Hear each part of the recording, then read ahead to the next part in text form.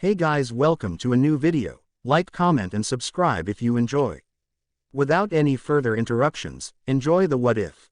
Number 8 hash. Flashback. Rain. It's raining. I can't keep walking. Pain. I hope I can at least find someone before it's too late. The lone figure was limping through the halls full with rubble. It had been a while since he had seen this sight, ruins and bloody bodies, but it was still better than with him. He had just escaped from his torture. He was not about to faint at the mercy of any enemy that might take him back. Cold. I feel so cold. Zan, Shiro, Mura, come back to me. He had just escaped from his clutches, a little too easy, but he didn't care. The bastard had thought it was a good idea to sever his connection with his inner spirits, if only temporarily. He already missed Shiro's stupid comments and annoying voice. He knew they would come back in no time, a day or two at the most. But still, he was alone in this battlefield. He was trying to get to the base. The bar where everyone would be waiting for them. Chad, Orihime, Yuryu, Yuzu, Karen, Rukia, Renji, Oyaji, everyone. He could make it. He just had to stay conscious. He had to take one step at a time and hope someone can patch him up in no time. When he finally caught sight of the base, he felt he couldn't breathe anymore. The bar was in ruins, or at least a part of them. The thing that made him want to give in to his trembling knees, the thing that made him want to shout even though he just couldn't find his voice, the thing that made him want to cry, was only one thing. The horrible sight in front of him. Many were injured, unconscious at least. Others were deadly injured, but no, that was not what made him panic. He was used to that sight already, but not ready for this. The battered and almost unrecognizable form of Yuryu, Chad and Orihime, the lifeless and covered in blood bodies of his sisters, an unconscious and half-dead Ishin being treated by Unohana herself, the sight of Rukia being taken into intensive care thanks to a bad hit that would most likely leave her in a coma for a while, many other friends in shreds and others helping the injured. When someone caught sight of him, the rest automatically looked to see what the little fourth squad member had seen. Yes, they all saw him, covered in blood, his robes barely covering him, wounds that should not have let him even be standing, gashes, stabs, injuries clearly made by a whip. He was in a terrible state, but they were not waiting to see if he would fall over. No, they were trying to see the expression hidden behind long orange bangs that the 8th squad captain carried. When he did look up, it was because the captain commander, Kiraku Shunsui, was coming towards him. The only one brave enough to approach him.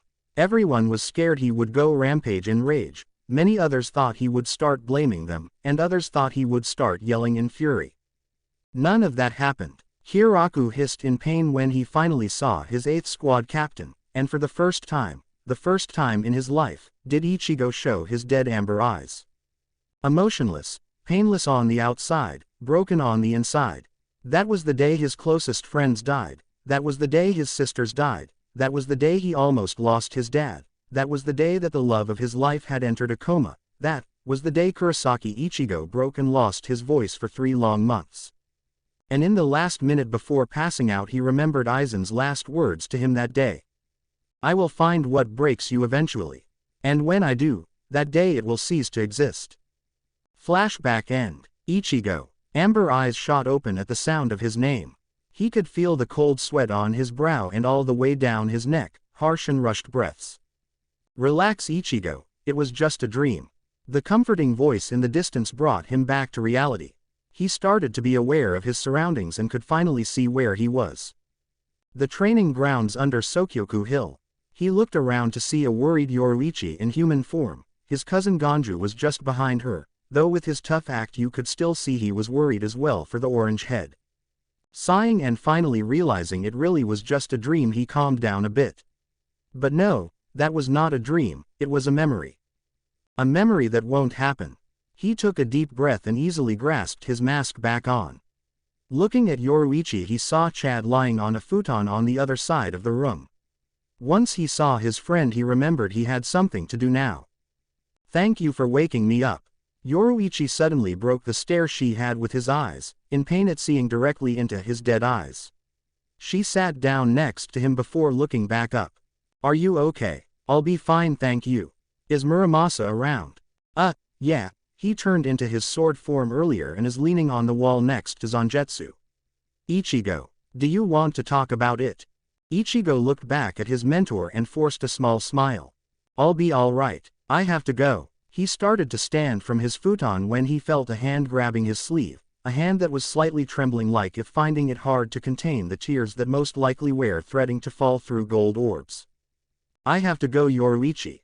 His voice was void of any emotion, and that made Yoruichi realize what she was doing. She had to be strong because the one that needed to show feelings was him, not her. She looked up to meet his eyes with determination, ready to help him in any way she could. It's okay to cry, Ichigo. I can't afford to, not yet. Why Ichigo? You know we're all here for you, you're not alone anymore. You can try and relay on us a bit more, you know. Her voice had started with fierceness and ended soft and calm. Because, I can't afford to yet, I have to go pick up Ishida. I bet he already finished his battle with Mayuri. And in a burst of shundo he was gone. Silence was the only thing that was left, a thick and heavy one. You think he'll be okay? The former Squad 2 captain asked Ganju that had watched everything but decided it was better not to butt in. He had heard from his sister that she was told it what he lived had been hell. But Ichigo was okay for the most of the journey. Heck, he thought everyone was overreacting. The Shiba stubbornness runs strong in his veins. When he's ready he'll talk. All of us just have to wait until he is. Number 8 hash. The cold breeze helped him clear his thoughts. He had really overreacted in there and it wasn't helping that all eyes were on him. He was making his way where he felt Ishida's Ryutsu. He hadn't heard any details about his fight unlike Chad. But he knew that Ishida would lose his Quincy powers sooner or later tonight, so it was better to get to him soon. Wouldn't like to find a captain in the progress. Ichigo decided to be on the safe side and looked around the corner where his friend would be to see if there weren't any enemies hidden. When he only saw a very injured Nemu and his friend, he decided to go out. After all, what could she do to him in the state she was? And apparently they were having a chat, so she wouldn't attack him out of the blue. He was getting out of his hideout when he overheard the last bit of their conversation. Number 8 hash. When I saw he was alive I was a bit relieved. Now once you drank please leave, squad members will be here soon. I will be fine. Ishida put the empty bottle on the floor near the battered lieutenant. He was about to leave and looked back at the poor girl on the floor. Thank you for the medicine. Ishida. A husky voice startled the Quincy from his path and looked back in defensive position, ready to strike even though he was in no condition. Easy, it's just me. Ichigo that was hiding around the corner made himself visible so that his friend would not try to attack him. Kurosaki. Ishida had to blink more than once to make sure he wasn't seeing things when he caught eye on the orange head. What are you doing here? Don't tell me you got lost. No, I came to pick you up. Ishida walked towards his comrade to see him more clearly since the shadows didn't let him see him much. What about Kuchiki-san? Shouldn't you have gotten her out? That's something for later, but we should leave. This place will be swarming with Shinigami in no time. Ichigo also took a step forward and without asking for permission grabbed the Quincy by the waist and threw him over his shoulder. Oi, Kurosaki, I can still walk, you know. I know you can, but you can't keep up, besides we don't want to be spotted. Without waiting for him to think of a comeback he shun-PO'd away towards Yoruichi's hideout, leaving a slightly startled Nemu.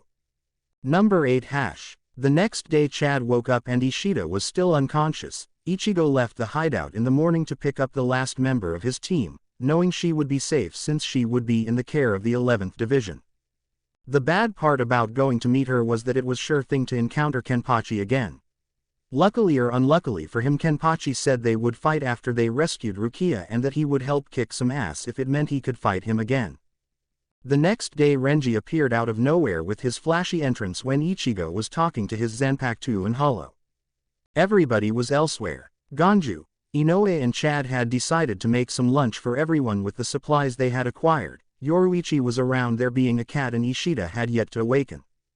So Ichigo and his inner spirits were the only ones there to greet Renji when he came.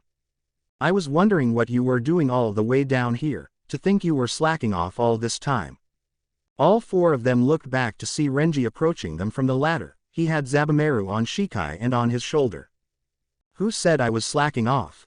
Renji. Renji looked at the other three beings in front of him with an incredulous look. After all, two of them were obviously Zanpakuto spirits and the other a hollow. He narrowed his eyes and looked directly at Shiro with a menacing glare before looking back at the orange head. And what's this? You invited a hollow for tea. Ichigo shot Renji a death glare when he heard him almost spit out in disgust the word hollow. He was not going to get out of insulting Shiro unscathed. Who gave you the right to insult Shiro, Renji? The look and words Ichigo sent towards the pineapple head were enough to make him sweat at the dangerous territory he had just set foot on. And if that wasn't enough, he all of a sudden felt a lack of weight on his shoulder and arm. What he saw before him made him sweat in horror. Ichigo was now standing in front of him with cold eyes, and in his right hand was Zabumaru. Lost something, Renji. He found it hard to breathe at the pressure he felt on him. It would have made him fall to his knees had two firm hands not had grabbed hold of the orange head's shoulders. King, it's okay. Shiro's right, Ichigo. They don't know anything of you yet. Remember. Ichigo calmed down and let out a sigh. It was true, he could not get mad at Renji. They don't know what every piece of his soul means to him, they couldn't possibly know. I'm sorry, Renji. He handed the stunned red head his Zanpakuto that he took after a while of staring directly into his eyes. Shiro is very important to me, just like Zangetsu and Muramasa, so when I heard you insult him I kinda snapped. No kidding. But seriously, who is he? And how did you get Zabumaru like that? I didn't even see you move.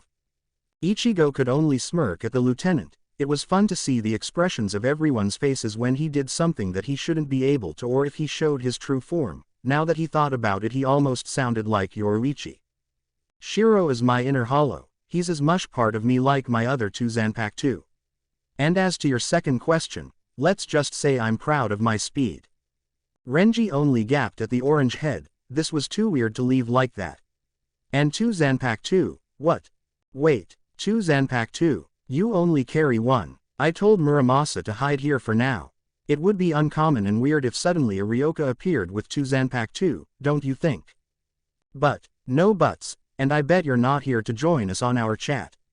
You can go ahead and train wherever you want, there's no time left, tomorrow's the day after all. Renji decided to let it slide for now and concentrate at the matter at hand. He would beat the truth out of him later. Now he needed to get stronger to beat Kuchiki Byakuya. Yeah, number 8 hash. So what's the plan, Ichigo? The group was getting ready to leave. After all, the execution would be any minute now, so they were trying to get everyone's job separated so as to not go blind. This is what we are going to do. Yoruichi, I want you to distract Soifan. Do it in any way you see appropriate. Also, do you have any Ryutsu limiters? I don't think I can go in Bankai and restrain myself the same as in Shikai. I'll see if there are any that I left behind when I was on Mitsukido Commander-in-Chief. Okay. Renji already left to get his butt kicked by Byakuya, so I want you four to stay out of trouble. I need to stop the execution. Two captains will distract the captain commander and the rest no problem. Just concentrate on getting to the top of the hill but don't interfere on any fight. Well, it's not like we can do anything about captains, but didn't you say captains and lieutenants would be there? That's right, Ishida, but they will cause no trouble. Muramasa, I need you to come and join us once Byakuya leaves Sokyoku Hill, and I promise no more separations. Ichigo smiled at his second Zanpakuto. He never wanted to separate them. It made him feel weird and incomplete, but there was nothing he could do about it. Okay, I'll meet you there. He looked back at his friends to see if everybody was ready. They all held determination in their eyes. Even if they were weak, everybody helped these last few days, tending to the wounded, making food, etc. Okay, let's go. Ichigo. Yoruichi was coming back from the top of the ladder where the supplies were stored. She had two objects in her hands. One was a cloth folded with the Shihoin emblem on it, and the other object were two black arm bands. Here, I want you to take this cape, it'll help you out. And these, you're lucky they were still there. Kazuki and I used to use these to restrain ourselves and train. Ichigo took the black bands and put them on. Right away he felt how they restrained his Ryutsu output. Then he put on the cape that Yoruichi gave him just like last time. Thanks, Yoruichi. Today it all ends. Turning towards the ladder, everyone followed. Today would be that day that would finish Aizen. Today he could be himself again and not a 15-year-old. Today Aizen would fall directly into Ichigo's play. Because it's better to be in control of the stage than be on one without noticing. And that is exactly what he was planning on doing. Hashtag Sokyoku Hill hash. I'm not scared, I'm content with my life, meeting Renji and the others, being adopted by Nisama, Kyan Dono's guidance. Then, Ichigo's attempted rescue. No pain, no sadness, no regrets, there is nothing for my heart to linger in this world. Thank you. And, goodbye, Ichigo. The Sokyoku was released, captains and lieutenants present waiting for the execution to end. The prisoner, Kuchiki Rukia, was ready, she had her heart at peace. But the world decided against it, because the moment the Sokyoku with the power of 1,000,000 Zanpakuto charged to end the life of one petite Shinigami, it was suddenly stopped.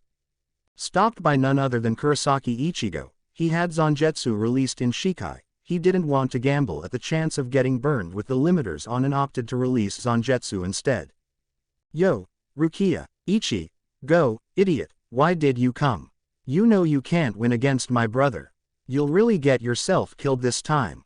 I've already made peace with this, so go. I don't need you to rescue me. Ichigo looked at Rukia directly in the eyes, those violet eyes he hadn't seen since she died in his arms. He wanted to just screw everything and give her a hug, but there are more important things to do now, and hugging and reunions is not at the top of that list. I don't care what you think now, Rukia, but I will save not only you, but everyone here. So you just shut up and let me do my job. Rukia looked back at Amber eyes. They were different than she remembered them to be. They were duller, tired. They still held determination, but the way Ichigo appeared before her gave the impression that he had gone through something horrible. Worse than constant battles. Idiot, you never listened to me. Of course not, but right now it doesn't matter. All of a sudden the Sokyoku went back to charge once more. He started going forward with more strength, but Ichigo knew it would be okay, so he didn't move. He kept his back to the giant bird of flames. And just like last time, Yukatake came and stopped the bird with Kyoraku's help. Sorry I'm late, but with this. Stop them. They're going to destroy the Sokyoku. The yells in the background were nothing Ichigo's mind. He didn't care, because he knew how it would end. Not even waiting for the Sokyoku's complete destruction, he went to destroy the stand. Careful, Rukia, I'm about to destroy this stand. He grabbed Zangetsu by the white bandage and started spinning it at high speeds while accumulating blue Ryutsu to charge it all into the stand. Once the Sokyoku was destroyed, every specter looked up to see the orange-head Ryoka and what he was doing. When they all saw him thrusting his giant Zanpakuto into the stand, they couldn't help but think he was crazy if he thought that would destroy the stand when the two captains had to use a noble artifact to destroy the Sokyoku, but what they saw once the dust of the attack was cleared made them gasp. The stand was completely destroyed. We'll get out of this alive, because I promised myself that I wouldn't let anyone die this time. Ichigo, idiot, I'm not going to thank you. I wasn't expecting you to. Amber stared into Violet, many emotions showing in both but not exactly the same in both. While Violet showed kindness and gratefulness, Amber showed compassion, warmth, pain and sadness. The moment was broken when they heard people yelling in pain thanks to certain badly hurt Pineapple that decided to make an entrance. You're late, Renji. Rukia looked down at where the commotion was and saw her longtime friend and felt a certain relief. Renji, I can't believe it, you're still alive. Rukia. Ichigo thought it would be funny to throw Rukia again, so he decided to do so again. After all, Renji's shocked expression is priceless. He elevated Rukia at his shoulder, grabbing her by the white obi, and prepared himself for the launch. Catch her. A very startled Rukia was thrown from the top of the stand all the way down to where Renji was at, falling directly into his arms but going back a long distance thanks to the force of the fall. Damn it, Ichigo. You fool. What if I didn't catch her?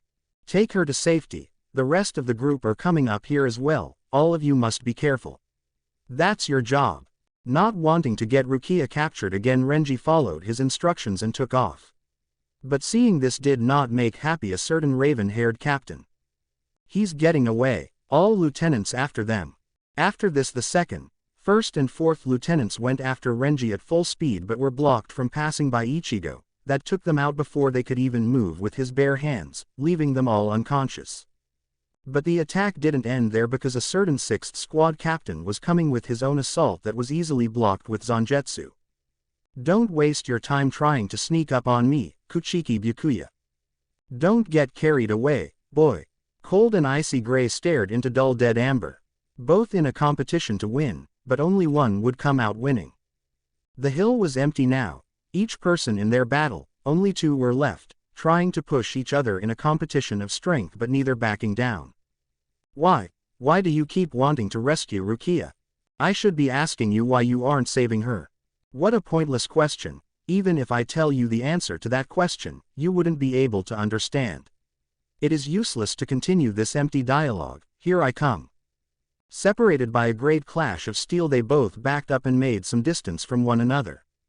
Looks like there is only one way to end this, Kurosaki Ichigo. I will kill you, then with my own hands I will carry out the execution. No, that's not going to happen, it never did. Looking back into the past and closing his eyes, Ichigo thought it would be futile to try and end this without a fight. He undid the knot on the cape and let it go with the wind. Looking directly into Byakuya's eyes and awaiting his next movement, both sides charged to attack the other, neither side backing down, clashes of steel, a dance of blades awaiting the outcome. The force of the slashes causing the hill to be deformed and destroyed, many craters, rubble and disastrous damage. Both sides stood still with considerable distance, both unscathed as of yet. Interesting, you were able to master Shunpo as well, however. You're really taking it easy, aren't you? You've been casually trying to analyzing my strength, but did you know, if you're not going to attack me you're going to lose. Silver stared back into dull amber in a calculative glance, staying as emotionless as the other. It was as if they held a battle to see who could stay emotionless more. Use your Bankai. Earlier you said you were going to kill me, but I don't see you backing up your words. I won't let you kill Rukia for whatever reasons you may have, because there is no excuse. Don't even think of saying that in front of her. Use your Bankai, I will destroy it. What a shallow taunt, brat. You are 1,000 years too young to die by my Bankai. Chire, scatter, Senbon Sakura. Not even waiting to see Byakuya attack, Ichigo sent Zangetsu that was carefully placed on his shoulder in a downward slash, not even getting closer, sending a nameless Getsuga Tenshou. Byakuya's eyes widen at the force of the attack, not even seeing it coming and not even having enough timer to dodge. Leaving a nasty wound on his left arm. What was that blue light? Was that the ability of your Zanpakuto too? Kurosaki Ichigo. Zangetsu has the ability to absorb my Ryutsu, and at the instant of the slash releases a high condensed spiritual energy from my blade, magnifying the slash of my attack, and then flies forward. I will repeat myself once more. Stabbing Zangetsu into the ground and disappearing for an instant, Ichigo appears behind Byakuya and whispers into his ear before appearing in his initial place. Use your Bankai. Saying that Byakuya did not see that coming was too much of an understatement, because he didn't even have time to react. He's fast. Faster than that stupid cat. How can a human become so fast? He isn't even a Shinigami, he stole that ability from Rukia. So why can he become so strong? Getting out of his initial shock and concluding that it would be pointless to argue any further, he decided to comply. So be it. Since you strongly desire my Bankai, witness it with your eyes and remember it well. Letting go of his sword in a downward position, it sank into the ground underneath him. Don't worry, you won't regret it. Before you can do that, you will most certainly be destroyed to dust in front of me, Bankai, Senbon Sakura Kajiyoshi. Flashback. Don't worry, you won't regret it. Before you can do that, you will most certainly be destroyed to dust in front of me, Bankai, Senbon Sakura Kajiyoshi. Number 9 hash. Before him the sight of Byakuya's Bankai appeared, large blades fading into nothingness and becoming pink flower petals of a sakura tree. The sight of his Bankai directed towards him was distant and felt awkward. After all, there were no matches between comrades in the war. Even Kenpachi would never look for a fight with his comrades. The pink and deadly blades went in a spiral towards Ichigo with intention of turning him to dust, but it didn't happen. It didn't even dare scratch the team, not because he blocked but because with the current force of the attack it would be futile. Ichigo was inside a cocoon-like prison of the pink blades, dancing around him but not being able to cut him. Tired of playing around, he decided it was time to get the show on the row, but still he was scared that the suppressors wouldn't be enough to suppress his power. Bankai. With a burst of red and black, the pink prison exploded, and before Byakuya's very eyes the orange head came out unscathed and unharmed, and more than that, if he had heard correct, had released his Bankai. Bankai, do you enjoy to step on our very traditions? A boy that got his powers from another could never hope to achieve Bankai. When the cloud of dust was cleared and Byakuya caught sight of the boy, he was more amused by what he called Bankai than the fact he had dare call tarnish their traditions. Ichigo came out with his Bankai coat that went all the way to his ankles. He had only one sleeve and the other was cut off to let the black chain that was connected to his Zanpakuto snake freely around his arm all the way to his shoulder. His thin and long Zanpakuto was pitch black nut, had a hue of dark red on the edge, showing how hard it was to contain its power that was waiting to let free. Tensa Zanjetsu, Kuchiki Byakuya, I will not let you continue with your stupid pride, let's end it here and now. Before Byakuya's very eyes, Ichigo disappeared and appeared behind him a second later with a slash aimed at his back. Barely having time to block, he brought his Bankai to shield him from the strike, creating a wall. But it was not enough. Ichigo was not planning on letting it end there. With Zanjetsu still colliding against the pink shield, he brought himself to release the power he had waiting to be released. Getsuga, Tenshou. The little whisper was the only warning Byakuya had before the shield was cracked and black and red flames of power cut right through, creating a slash at his right shoulder. Both stood still after the last assault. Byakuya had a slash on his left arm and a gash on his right shoulder, while Ichigo had nothing. Steel Gray stared into dead amber in a fight of the soul, one with a calculative gaze and the other had a boring gaze. I see. Your Bankai compresses your power into that small blade, allowing you to have incredible speed, strength and power of you attacks. That's right, this is the perfect Bankai for someone like me, and with this, I shall beat you and save all of you at the same time. Ignorant fool. Before Byakuya could finish his sentence, he was completely silenced by the orange head and his outburst. The ones that are ignorant are all of you. Not waiting for a replay or a retort, Ichigo sprung forward to attack the noble. Not wanting to gamble, Byakuya started to control Senbon Sakura with his hands, but to no avail, as Ichigo would escape every time with a swift, silent and graceful move. When he thought he had finally cornered him, he was surprised to find that all his tiny little blades had been cut in half, and behind the pink barrier was the orange head awaiting him with another surprise. Hado number 4, Byakurai. A yellow bolt of lightning went right through the pink shield he had recreated and impacted Byakuya's lower left abdomen, creating a little hole and making him cough up blood. Kido. When? A long time ago, and you will realize everything in the end. Feeling rage fill him up, he did the last thing he could think about and charged up his final attack. Shuke. Hakutaiken. Ichigo felt a sense of nostalgia seeing the bird-like attack that Byakuya had used to end their battle all those years back. He looked up to the sky and slightly relaxed, letting the breeze pass gently against short orange locks. Looking back at his opponent with determination in his eyes. Ah, let's end this, Byakuya. But let me tell you this, I don't care your reasons for wanting to execute Rukia, but if I were you I would fight it all. Asen. Yes Ichigo, I'm here. Do you think I can use that attack without killing Byakuya? If we all work together we can minimize completely the output of the attack, along with the suppressors.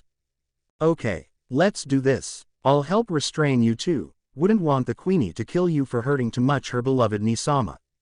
Shut up Shiro, but thanks, I guess. Ichigo concentrated on his opponent, cutting out the conversation with his current inner spirits. He had mastered this technique during the war. He remembered how devastating it was to use it because he would be completely depleted of power and forced to rest. But now he could use it and feel no difference to a Getsuga Tenshou in comparison to the strain, in other words non-existent. Be careful Byakuya, I don't want to hurt you that badly. Closing his eyes and concentrating on the power that he was letting out and only use that amount, he opened his eyes once more and looked directly into Byakuya's silver eyes. Byakuya flinched lightly when he saw Ichigo's eyes once again. They were no longer amber color, and they were blood red. Mugetsu, moonless night. Pitch black and pure white fought for dominance, but it was clear as day that white would lose. When the black curtain fell, Kuchiki Byakuya appeared once more, injured in many places and his sword nowhere to be found. It had been turned into dust by the fierce attack. A commoner like you could never hope to understand my reasons, but, Kurosaki Ichigo, your liberalness shattered my blade. Therefore I can no longer pursue Rukia. The victor of this battle is you. In a swift swish Byakuya was gone from the hill, leaving one orange head to ponder in his thoughts. No, the battle is still not over. Ichigo, it's time.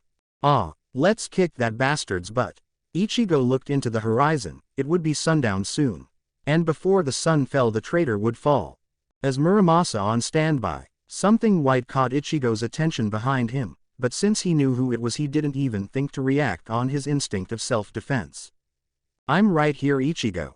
Good. No more separations, I promise. Ichigo smiled at his other Zanpakuto with warmth to reassure him and was rewarded by a slight tug upwards of his lips into a half-smile and a nod before disappearing into his inner world and his Zanpakuto appearing in his position on his back. He got out of Bankai and sheathed Zangetsu next to Muramasa. He shun-PO'd away into the forest to hide until Aizen would appear. He was about to go into complete hiding when he felt the familiar ryutsu of his comrades. Inoue, Chad, Ishida and Ganju were coming at his direction. Hey, I thought I told Renji to take you guys too for extra security. They looked slightly taken back by his friend before changing back into concern. You just wanted to get rid of us. Well, that's not happening, Kurosaki. Ichigo looked back at his comrades in awe, thinking maybe it wasn't the best idea to think about sending them with Renji after all. That wasn't my plan, but yeah, it wasn't the greatest idea I had so far, but that's not important now, the end will come soon. Everyone fell silent once more, taking cue when Ichigo suppressed his ryutsu and doing so themselves. The one to break the silence was Inoue. Kurosaki-kun, you didn't get hurt, right? Ichigo looked back in confusion at his usually bubbly friend until he remembered he had been fighting before. Ah, no, I'm okay, not a scratch, honest. It was silent once more until something appeared in the middle of the hill and all hell broke loose. Because this was the moment he was waiting for, and now all he had to do was wait for the exact moment to strike. Number 9 hash. In the middle of the Sokyoku Hill was a very confused Renji and Rukia, a relaxed and confident Aizen, Tusen and Jin that held his ever-present creepy grin. Captain Aizen, why are you still alive? No, wait, what did you just say? Aizen let his gaze fall on the heavily bandaged lieutenant. That's a strange question, you should have heard what I said. You've always been the troublesome one. Don't make me repeat myself again. I told you to put down, Kuchiki Rukia. And step aside, Abarai-kun. Renji widened his eyes at hearing for the second time. The captain that everyone thought was dead, the captain that was the kindest, had spoken in such a cold demeanor. I refuse. Looking back with determined eyes, he held his gaze onto the apparent traitor captain. If what the Tentikura had said was true, then he would not let Aizen take Rukia even if it killed him. Not taking no for an answer, Aizen started making his way towards the kneeling form of his prey. Very well then, you're stubborn, Abarai-kun. It can't be helped that you refused, when I told you to leave Kuchiki Rukia with me. I understand how you must feel right now, so it's fine if you want to hold on to Kuchiki Rukia. Unsheathing his Zanpakuto and stepping into range of attack of Renji, he held his menacing gaze and said in a cold tone. Leave your arms here and step aside. Closing his eyes and waiting for the impact, the only thing he could do is hold Rukia tighter and wait for the inedible blow. When it did not come and also heard gasps by those around him, Renji couldn't help but open his eyes. There in front of him stood Ichigo without a scratch, even though he had been fighting his captain minuets ago. He also had 2 Zanpakuto on his back and not only one. But the most shocking thing to everyone was that he had stopped Aizen's blow with a single finger. Ichigo. Without looking back and having looked gazes with Aizen, he responded to Renji's plea. Renji, it's okay now. Everything can end today.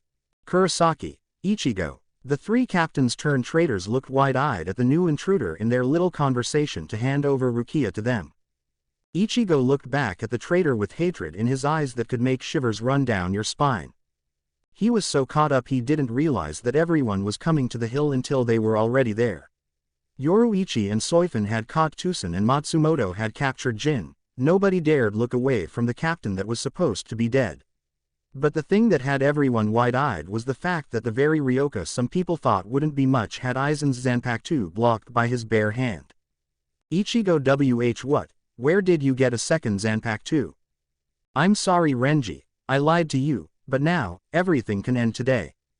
Aizen finally composed himself from the shock and relaxed with his fake and calm state. Over. You keep on repeating yourself, Kurosaki Ichigo. That's because it is. My war, the one I lived, will never happen, so it will end today, because Ichigo grabbed hold of the silver bracelet and Ryutsu suppressors and took them off, revealing to everyone the much older Ichigo. I will stop you a second time. Long orange hair danced with the wind, the white haori that wasn't even on the Ryoka before following as well. The hand that held Aizen's Zanpakuto had his black combat fingerless gloves. The air around him suddenly grew thick and you could see in his stance that he held great power. Everyone that hadn't seen the teen in his adult self were shocked beyond comprehension. Even the usual calm demeanor in Aizen was long gone and replaced with rage. What? I shall not repeat myself, Aizen. Dead amber eyes narrowed in a menacing state, bearing holes into the traitor's eyes. I will gladly kill you a second time. Shocked, Aizen was able to gain distance with the orange head and was on a defensive position, staring with hatred but also fear at the emotionless man. Old yet fierce voice spoke up, and even though he didn't talk loudly, everyone present on the hill heard him. Matsumoto, let Jin go, he is no harm. Some gasps were heard, but he ignored them and slowly walked towards Aizen, not even drawing his Zanpakuto nor being in defensive position. What do you mean with that? Dull eyes looked in the direction of Matsumoto that had Jin at the mercy of her Zanpakuto. I meant what I said, he was never a threat, only a sneaky snake, right? Jin. Icy blue eyes could be barely seen behind pale eyelids, they held curiosity but at the same time menace. Silent footsteps made their way towards the ex-captain of the 5th, not even caring when Aizen started to go on the offensive side. Kudakero, shatter, Kyoka Suigetsu. Don't look, Ichigo. Yoruichi's panicked voice was heard throughout the hill, but to no avail because the teen could only keep his dead gaze on the traitor. Thinking he could get away without any problems, he did not expect the next move the orange head mad. Nobody did, because only one was able to follow his movements. That won't work on me, Aizen, unless you forgot who held your Zanpakuto mere minutes ago. If Aizen's expression was anything to go by, the fact that he had lost his cool fast affecting him greatly. Getting tired of being played by, Aizen started to chant Aikido against the orange head. Kurohitsugi. Being surrounded in complete darkness was not even threatening, the blades that were supposed to be impaled into his body. Not even bothering to shatter the box he was surrounded in, Ichigo stood alone in the darkness and remembered so many things of his past, looking up at the ceiling waiting for it to break, but even as it broke he did not look back to see the frightened expression of his friends and opponent. Looking once again at the direction of his opponent, he decided it was time to end this before the negation came. Let's end this, I'm sick and tired of you. Dark Ryutsu started to surround Ichigo while he slowly took out his blades from their sheath. Muramasa on his left and Zangetsu on his right. What's with this Ryutsu? Bankai. A dark wave of energy skyrocketed through the sky, having hues of purple and red in between the pitch black. When the blackness cleared, the new figure that came out surprised them all, because besides the fact that it was impossible to have two Zanpakuto, apparently he had added something else to his list of impossibilities. He had used both Bankai at the same time, and not only that, his Ryutsu could no longer be felt. The figure that came out was nothing like the one that was there before. His orange hair had turned black and had a long strand of brown on the side. His eyes still held the pained and determined expression but were no longer brown but icy blue, just like Muramasa's. The captain's haori was gone, but in its place was now a long trench coat that went to his heels, having the usual red replaced by a dark purple. No Zanpakuto could be seen near the imposing form, they were gone just like that. Aizen Sasuke, you are hereby judged by the following crimes. Experimentation on captains and lieutenants, triggering the holofication process and nearly killing them. Blaming Urahara Kazuki and Tsukubishi Tessai of this experiment. Letting modified hollows, fruit of more of your experiments, run free in Rukongai, thus causing unimaginable consequences, one of them namely being the death of Shiba Miyako and Kaien, former 3rd Seat and lieutenant of the 13th Squad respectively. Killing the Central 46 and in the process giving out fake orders. Raising your blade in ill intent against Captain Hitsugaya Tushiro and Lieutenant Hinamori Momo. As well as many others.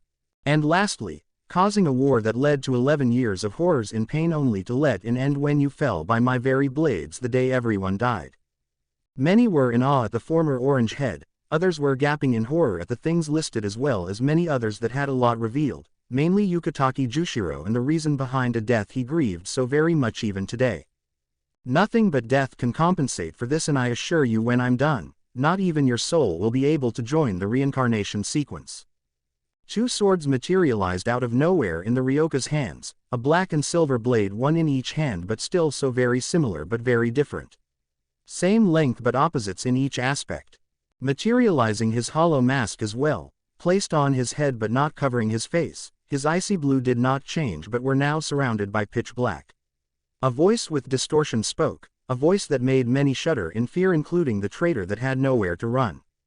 Tensa Mura Zangetsu. Striking forward with speed, no one that capable. The first thing the specters noticed was the fact that the two swords had vanished from the time traveler's hands and were now conceded directly into the traitor's chest, pinning him to the ground on his knees. His Zanpakuto completely obliterated by the force of the attack he could never hope to block. Looking down at his opponent that was struggling to breath, but not even having time to choke on his own blood, everyone was startled by the menacing black that started to surround Ichigo while he was lifting a finger towards the sky. Only some knew exactly what he was doing, Aizen being one of them, as he showed his terror. With his hollow mask completely covering his face, he was going to cast it at maximum output, the perfect Kurohitsugi. Seeping crest of turbidity, arrogant vessel of lunacy, boil forth and deny, grow numb and flicker, disrupt sleep. Crawling queen of iron, eternally self-destructing doll of mud. Unite, repulse, fill with soil and know your own powerlessness. Those who had yet to realize from the stance what Ichigo was doing found out when he started to say the incantation in his distorted voice. Hado number 90, Kurohitsugi, black coffin, darkness, that is what covered the area where the squad captain was, but now that the darkness was cleared, nothing stood in its place. The only thing that told you he was once there was the blood and Ichigo's Zanpakuto on the ground. Not waiting for anything, he returned to normal, having his two Zanpakuto now strapped perfectly on his back. After all, without their help he wouldn't have been able to do anything. Muramasa was the reason he was able to completely destroy his Zanpakuto, causing it to auto-destruct itself. Zangetsu was always the source of his power along with Shiro. He could feel the strong breeze playing with his long orange locks. It felt good. No more acting, no more bottling up his power, no more hiding, no more war. He held his gaze to looking at the setting sun, just like he had planned. He had finished it before it even set. It's over. This time you were the one on my play, Aizen Sosuke. Number 10 hash. The sight before the captains was incredible, all were gapping at the sight before them. The Ryoka Kurosaki Ichigo had Aizen's Zanpakuto in his hand. Something odd they found about him was the fact that he had two Zanpakuto strapped to his back and not only one. Even when Kuchiki Byakuya came and carried Rukia and dragged his lieutenant next to the rest of the sectors far from the inevitable fight, they did not take their eyes off the boy. Then the impossible happened. No, it was not exactly impossible, it was just insane. The boy took off a certain object from his left wrist and all of a sudden his Ryutsu increased and his appearance changed. He was now a man in his early 20s, had long orange hair tied together in a low and thin tail. He was wearing a captain's haori with the Squad 8 emblem on his back and was taller than before. Impossible. That was the perfect definition of the current situation, because not only had the boy no man stopped a captain's Zanpakuto like child's play, but he had just drastically aged and appeared to have taken Kyoraku's post as captain of Squad 8. What they heard next shocked them to the core. Tired, raspy but fierce voice came from the former team. It was calm yet held determination and confidence. Matsumoto, let Jin go, he is no harm. What do you mean with that? For the first time since he changed did he glance at Matsumoto and were able to see his eyes clearly behind his orange bangs. Dull, dead amber eyes shone behind orange locks with determination and assurance. I meant what I said, he was never a threat, only a sneaky snake, right? Jin. Apparently he knew something and Jin knew what he was talking about. Matsumoto let go of Jin but was still in defensive position ready to strike if he did something sneaky. They all saw as the orange head made his way to the former captain, not a care in the world for the fact that he was standing and getting ready to strike. Kudakero, shatter, Kyoka Suigetsu. Don't look, Ichigo. Everyone heard Yoruichi yell at the man identified as Ichigo and were also frightened to see that he was going to fall victim to his tricks. But it didn't happen, it never affected him. It's as if he knew everything from his opponent yet his opponent knew nothing of him like he thought he did. They heard the boy explain why he had been immune to his Zanpakuto. They saw him come unscathed by a Kurohitsugi. They saw him use a double bankai that should be impossible along with the two Zanpakuto. In horror they took in all that happened at the hand of the traitor. They witnessed the powerful attack only the captain commander was able to see thanks to the speed he used, and they were surprised once again when he used a hollow mask and cast the most powerful Kurohitsugi anyone had ever seen, incinerating and completely obliterating the former captain. They saw it all but still couldn't believe it. When the boy returned to his normal form, they could only stare at him as he looked up at the sky, his long hair flowing with the wind, and heard him speak in sad yet mocking tone. "It's over. This time you were the one on my play, Aizen Sosuke." Number 10 hash. The first that got out of the shock enough to speak had been Yukitake, but he wasn't interested in why he was here. How did he turn older? Since when did he know about Aizen's plans? No, he wanted answers about something else that was eating him away since the beginning. What do you mean that he caused Kaion's death? Haunted amber eyes looked back to see the white-haired captain, but when his gaze fell on the man he couldn't help but soften his eyes and let a small smile grace his lips. "I meant what I said, Yukitake-san. I have no reason to lie, nor a reason to hide the truth. Mestasha was a creation of that man." Silence was all there was on the hill until Yukitake's eyes softened as well and he approached the orange head. "Thank you." Confusion was on the former teen's face until understanding eyes looked back at everyone that was on the hill. He was thanking him for Kaion, he was thanking him for fighting for them, but he was also thanking him for being sincere. So he did not have a reason to decline his gratitude. "You're welcome." Number 10 hash. After the heavy atmosphere was cleared thanks to Yukitake, everyone was able to feel calmer. Soifun took Jin and Tucson for questioning while taking in mind that Jin may not have been a bad person after all. Unohana arrived with her 4th squad and started to heal those in need and offer help to others as well.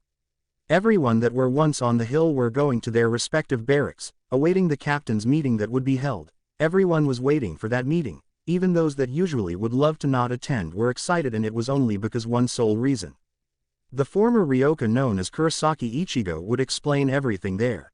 Flashback. Everyone opened path for the captain commander that was walking towards the center of attraction. The orange head looked seriously at the old man. He made a small bow to show respect but never once showed that he was intimidated. "Kurosaki Ichigo, you fought admirably and aided Soul Society in more ways than one." In polite yet fierce demeanor Ichigo responded to the head captain, not once taking his gaze away from the captain. "Thank you very much, but I did not do this to gain your praise nor anyone's else. I did because I knew what was to come if I didn't, and I promised to explain everything in due time." Lazily old eyelids slid slightly open and looked directly into amber eyes, but not once did the orange head flinch. "And when would that be? I know it can't wait long, and I know I must explain, and like I said I don't plan on hiding anything, but, I will not repeat myself, I request a captain's meeting with every member accounted." Satisfied by the answer, the old captain calmed down the intimidations that he realized didn't work. He decided to comply. "Very well. The meeting will be held as soon as Captain Hitsugaya and Captain Kuchiki are well enough to attend." Dismissed. Flashback end. Ichigo and the others had gone back to the Shiba compound as to not worry Kukaku getting a beating for taking so long, and were happy to find that she had dinner ready for them already. "Okay, everyone shut up for a second." Everyone that were seated in the room looked at Kukaku that had just brought their attention. Those in the room were Ichigo, Ganju, Ishida, Chad, Inoue, Yoruichi, and of course Kukaku. They had all changed into casual kimonos, courtesy of Kukaku, and had a grand feast before them on the low table. "Today I want to give a toast for everyone's hard work on this little rescue mission. I also want to formally welcome the new member of the family. From this day on you'll be known as Shiba Ichigo. Welcome to the family, cousin. So you already went and added me to the family register even though I wasn't here. Why am I not surprised?" Kukaku looked at her new cousin. She felt very happy today. She had made her family bigger and couldn't help but grin. "It shouldn't, and guess what? Your folder is already on Central 46's desk for when it's reformed, so I bet you'll have a lot of work to do when they make their decision." "Great, more work to do." Kukaku got up from her seat at the head of the table and went to seat next her cousin with 2 bottles of sake in hand. "Oh, come on, lighten up. Drink up. Today's the day you're formally known as Ishiba, so I won't let you get up before you take a drink with me." Ichigo had a wide grin when he saw what Kukaku was planning. Oh, she would regret that. He was known for his high tolerance to alcohol back in the days at the war when they could relax. But before he could respond, Ishida butt into the conversation. "You're underage, remember?" Ichigo had to suppress the urge to roll his eyes. "Really? Him, underage? Ishida, do I look underage?" "No, wait, screw that. Have you forgotten my age? And also the fact that age doesn't matter in Soul Society because you can be like 150 and still look like a high school student." The look on Ishida's face was comical and he had to suppress the need to laugh, but of course Yoruichi and Kukaku weren't so discreet. Yeah, sorry, I kinda forget." This time it was Inoue that talked out, and she did have a point to everyone's surprise, except of course Ichigo. "Kurosaki-kun. Wait, no, it's Shiba-kun now." Ichigo looked at her curiously, thinking about what she was going to say. "You can still call me Kurosaki. After all, here in Soul Society I may be Shiba, but in the living world I'm still Kurosaki. But that apart, what were you going to say?"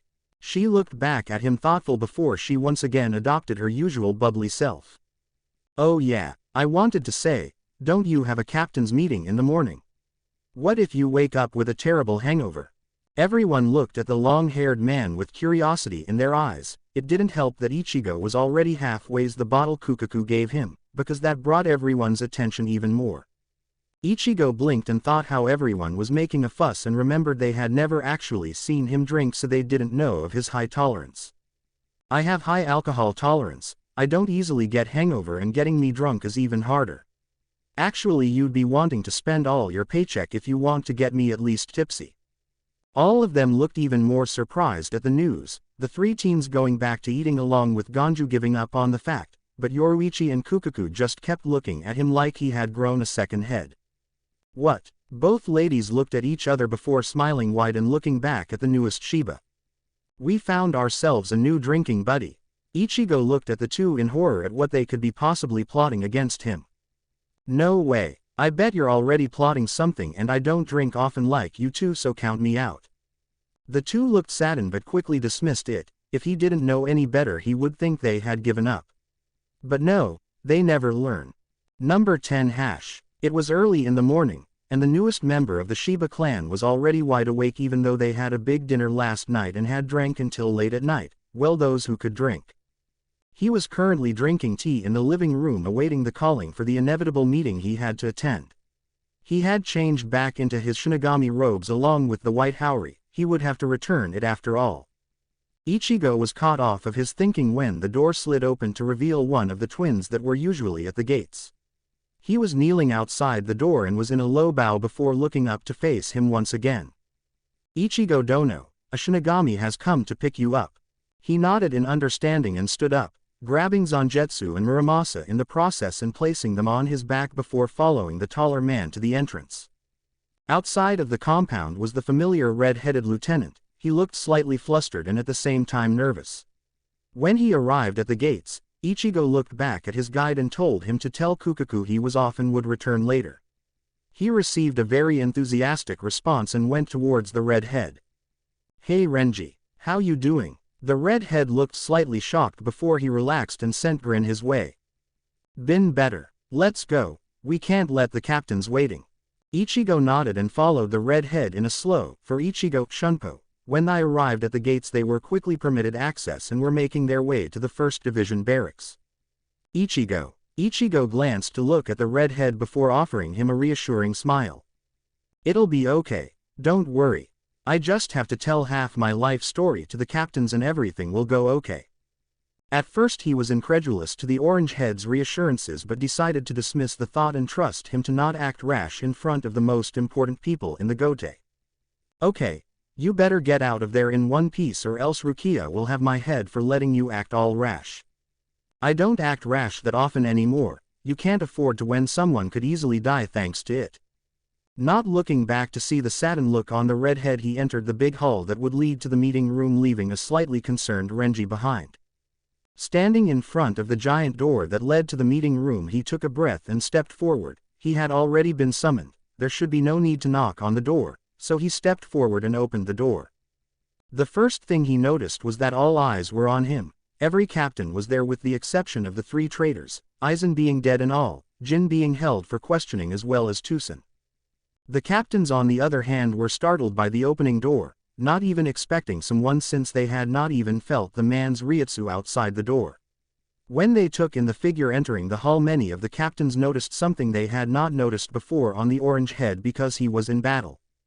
First of all, the way he walked. He had silent footsteps and a very elegant yet lethal way of walking, seemingly relaxed but at the same time always ready for battle.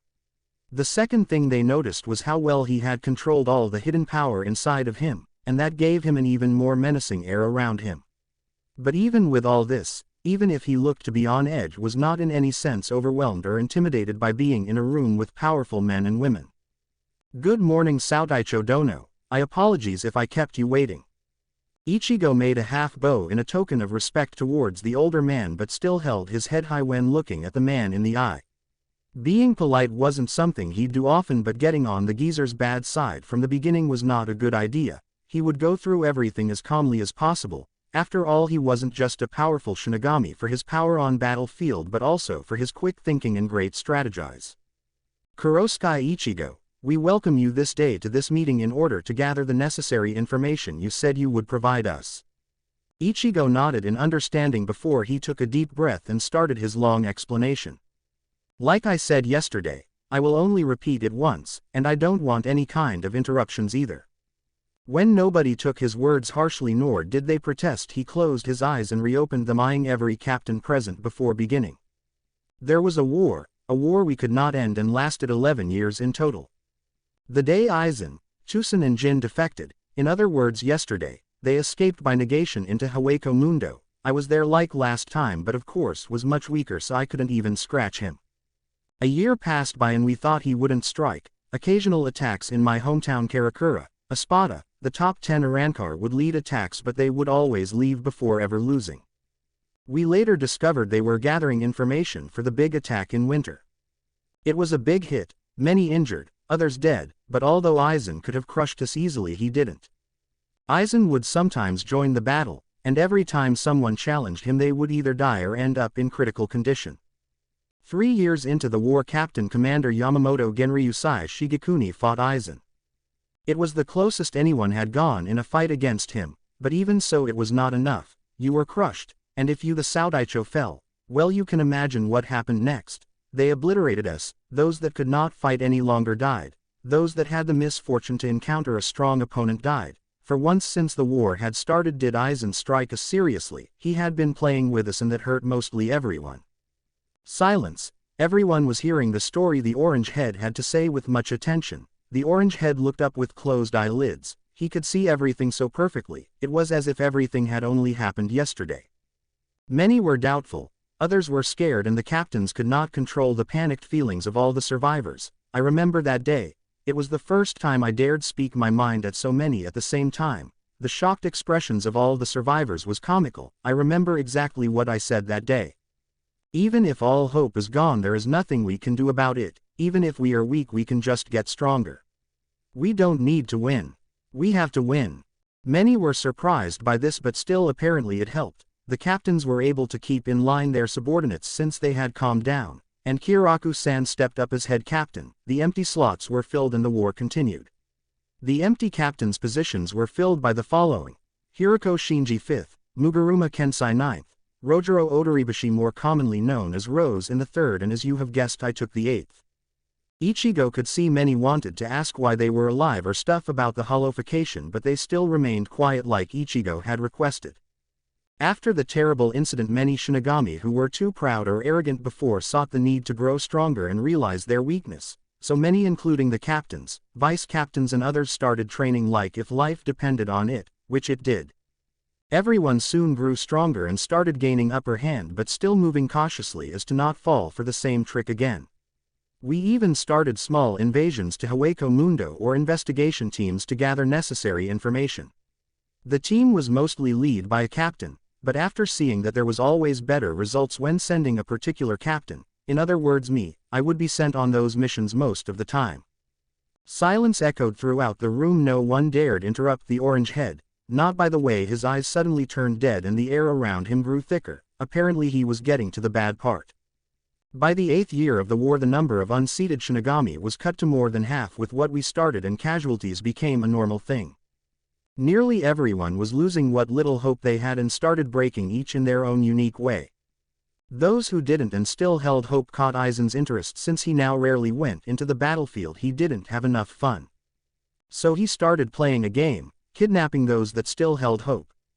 Torturing and breaking them into shells of their old selves.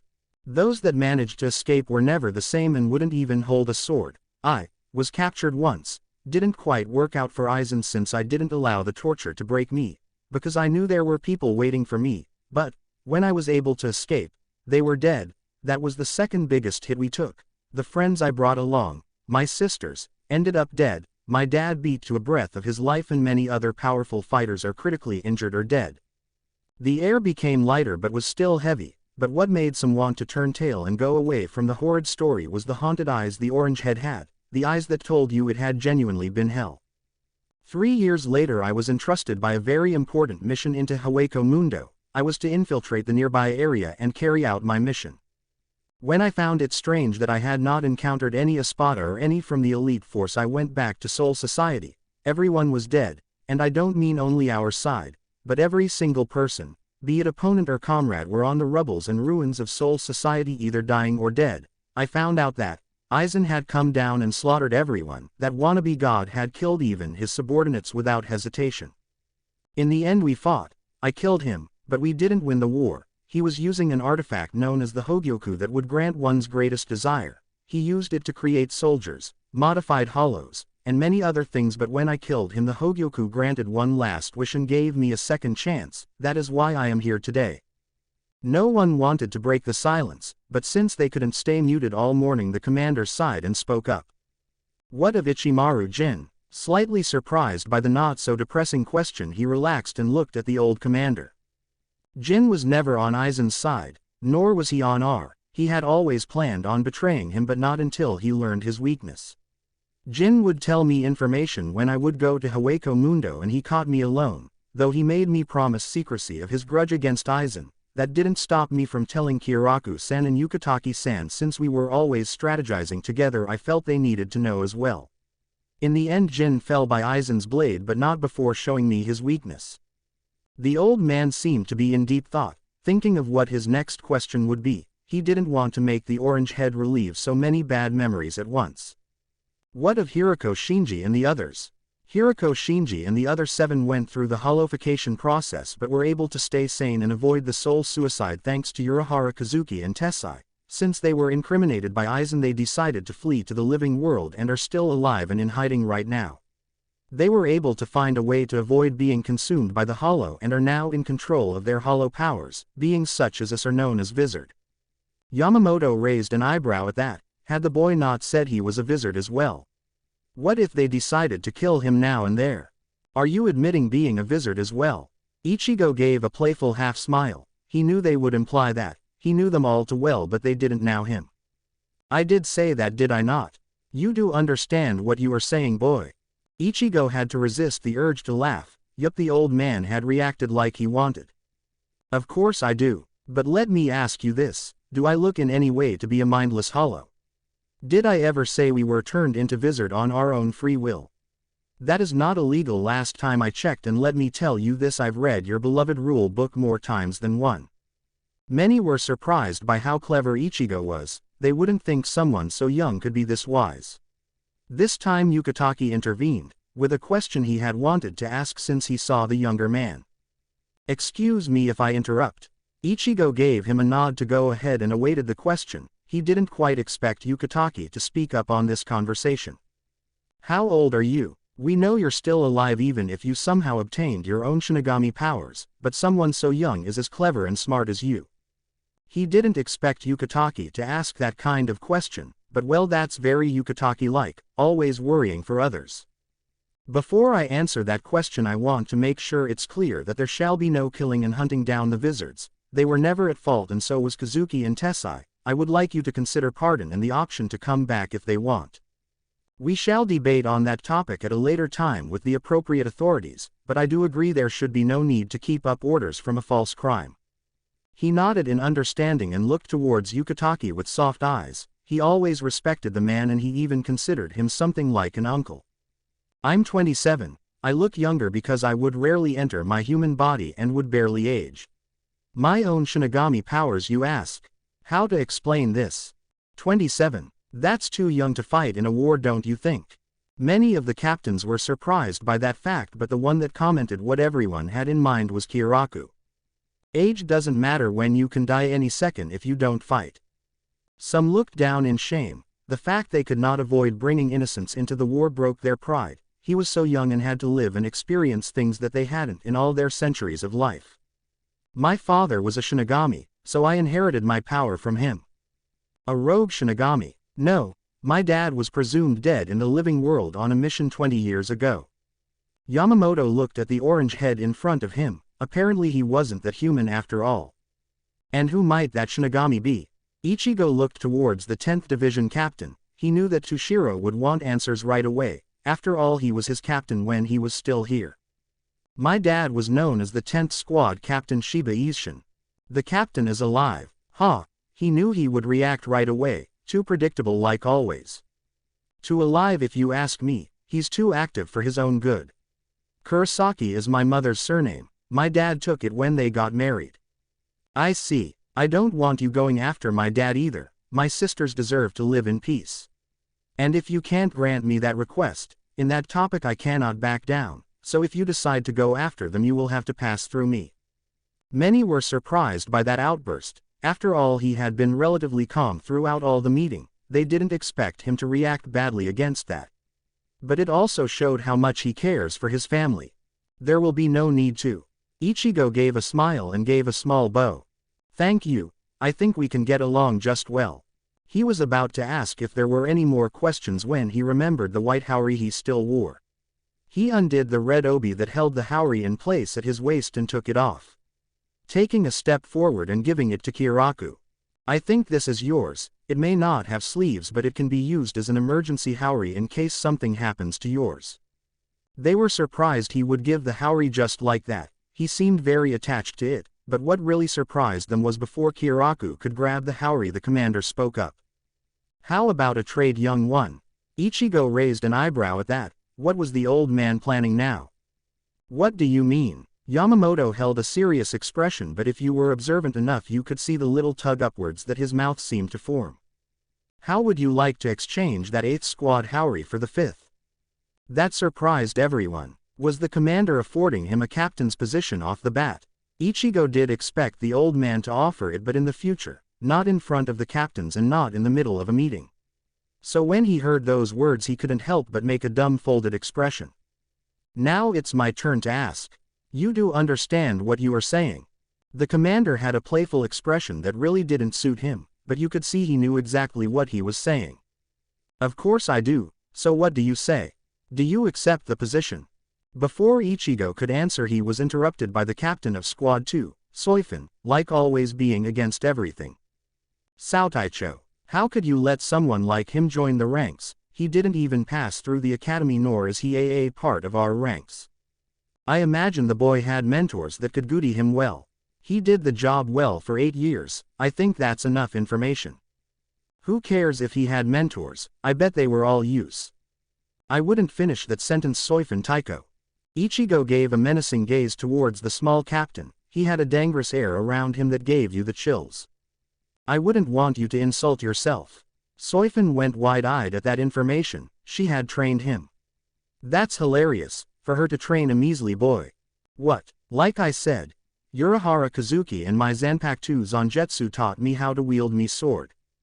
Kiraku-san helped me adjust to using my dual blades. Shihoin Yoruichi introduced me to Ho-Ho and made me improve until I surpassed her. Shiba Isshin had been pounding instincts into me since I can remember, with morning assaults or attacking me behind my back. Hirako Shinji and the others helped me control my hollow. Tsukubishi Tessai and Hashigan taught me and helped me master Kido along with basic healing Kido, and Soifun taught me stealth and assassination along with Yoruichi. Many were surprised by all the great teachers he had. others' sweat dropped when they heard how his dad had taught him instincts. But what really surprised them was the variety of abilities he held. If there are no further oppositions about his abilities and mentors, I would like to ask another, final question. Go ahead. Ichigo was actually surprised they hadn't asked that question, so when the commander pointed out that detail he was slightly shocked because he had forgotten all about it. How do you have 2 Zanpakuto? From what we heard you were only using one in the invasion, so they cannot be a single Zanpakuto like Jashiro and Shunsui. So why do you have 2? Ichigo looked back at his 2 blades. He loved and cared for both, so he would need to say it clearly and calmly as to not make Muramasa upset and want to attack someone. Zangetsu is my original Zanpakuto. He is the one that was born from my soul. My other Zanpakuto was someone else's, but his owner could not hear him. I heard his call and answered it. I didn't ask for his power or help. He willingly gave it to me and I accepted him in my soul. Now he is as much part of me as Zangetsu and my inner hollow Shiro, so I don't want you to hurt him, and please don't mention his previous wielder or he'll get upset. Again, he was betrayed and as such can be very delicate when talking about his past with him. The name of my second Zanpakuto is Muramasa. He could clearly tell that Byakuya wanted to speak up, as well as those that had heard and known of that name, but were silent in saying the name that would most likely cause the Zanpakuto to explode. As long as he behaved, there shall be no problem. So I return my question to you. Kurosaki Ichigo accept the captain's position of the 5th squad. Ichigo smiled and looked directly at the captain to hand him the 8th Haori and grab the 5th. It's not Kurosaki Ichigo, Shiba Ichigo. Looks like someone was quick to change his name. Ichigo looked back at the 8th squad captain. It would be fun to befriend the man again. You can blame that on Kukaku. I promise to serve and protect those in need, do my duties to the fullest and do my job the best I can. With that he took the 5th squad Haori and threw it at the sky, unsheathing both Zanpakuto and making a perfect and clean cut slicing off the sleeves. He put the Haori on and tied it in place with his red obi. Take your place next to your fellow captains and wear that Haori with pride. Yes sir. Number 10 hash. After the meeting was over, Ichigo had told Yamamoto in private about the Hogyoku's whereabouts in private. He had told him it would be better to take it out and seal it. The Saotaicho had agreed and was going to contact Kazuki to develop an appropriate seal for it. The Saotaicho had told Ichigo that Central 46 had just started operating and his case was already being debated and would most likely end in the reinstalled of the Shiba family as the 5th noble family. He had been told the holification case was also solved and they would be pardoned and would have the option to return if they wanted. He was ordered to go meet his squad and that he would be notified by Hell Butterfly of the results of the Shiba family. He had also gained permission to go the world of the living to finish any business he had over there and return tomorrow at midday. Number 11 hash. Ichigo was making his way towards the Squad 5 barracks. He was excited to be able to use the Haori without feeling weird. Now it was actually his. He had gotten used to the Haori over the years in the war. Ichigo. He looked back to see a punch directed at his gut, but reflex didn't let him be hit so easily after all and dodged in the nick of time. Oh, hey Rukia. Don't oh, hey Rukia me. Why did you dodge? You deserved that for lying to us. I couldn't just tell everyone I wanted. I had to keep up the act so that Aizen wouldn't suspect a thing. Rukia just crossed her arms over her chest and looked away. Renji on the other hand was not convinced yet. You could have told me yesterday before I went off to face Kuchiki Taicho. What if I had died? I knew you wouldn't die, remember, and besides I didn't think it was the appropriate time to tell you. Since when do you think, Carrot Top? When we would fight hollows you would never think before acting. Ichigo turned serious and faced Rukia. It's something to learn when you have the life of others in your hands, Rukia. You can't afford to do that in a war. Apparently that hit both hard, because they both shut up and looked at the floor in shame. So it's true, the captains informed us of the situation. Ichigo looked back at his friends with tired eyes. They seemed to turn dead when he would remember the past, which was something they noticed after a while. It's true, I have to go meet my new squad. You two can come along if you want. The two looked confused before they realized that Ichigo in fact had a different Haori on and not the one on Sokyoku Hill. That's the 5th squad Haori. They made you a captain. Ichigo blinked and looked down at the midget that was Rukia, thinking why the captains didn't tell them he was to be a captain. Didn't the captains tell you?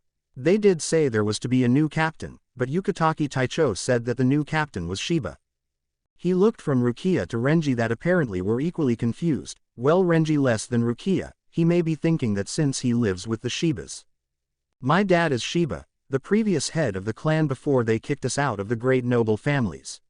So here in Soul Society I'm Shiba Ichigo. They were both shocked. Renji was the first to react and started to question Ichigo while they walked to the 5th Squad barracks. So that's why you were with the Shibas. It also explains why you look like.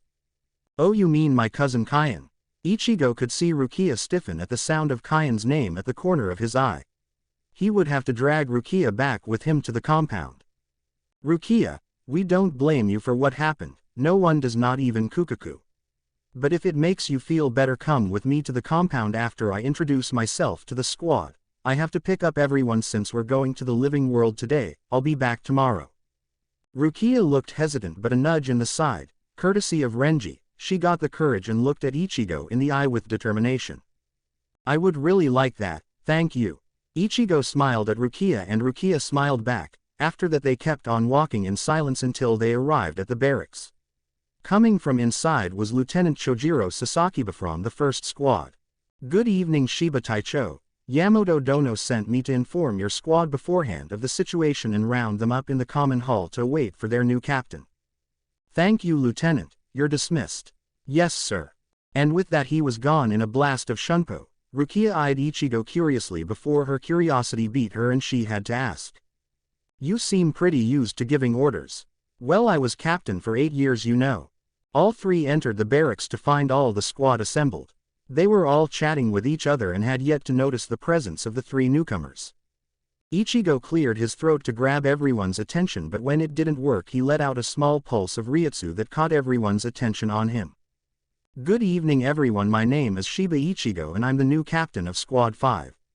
He looked around to see they had their attention on him and that some had a hurt look, others were weary and many others were just plain indifferent. As you have been informed, I defeated your former captain before he was able to escape.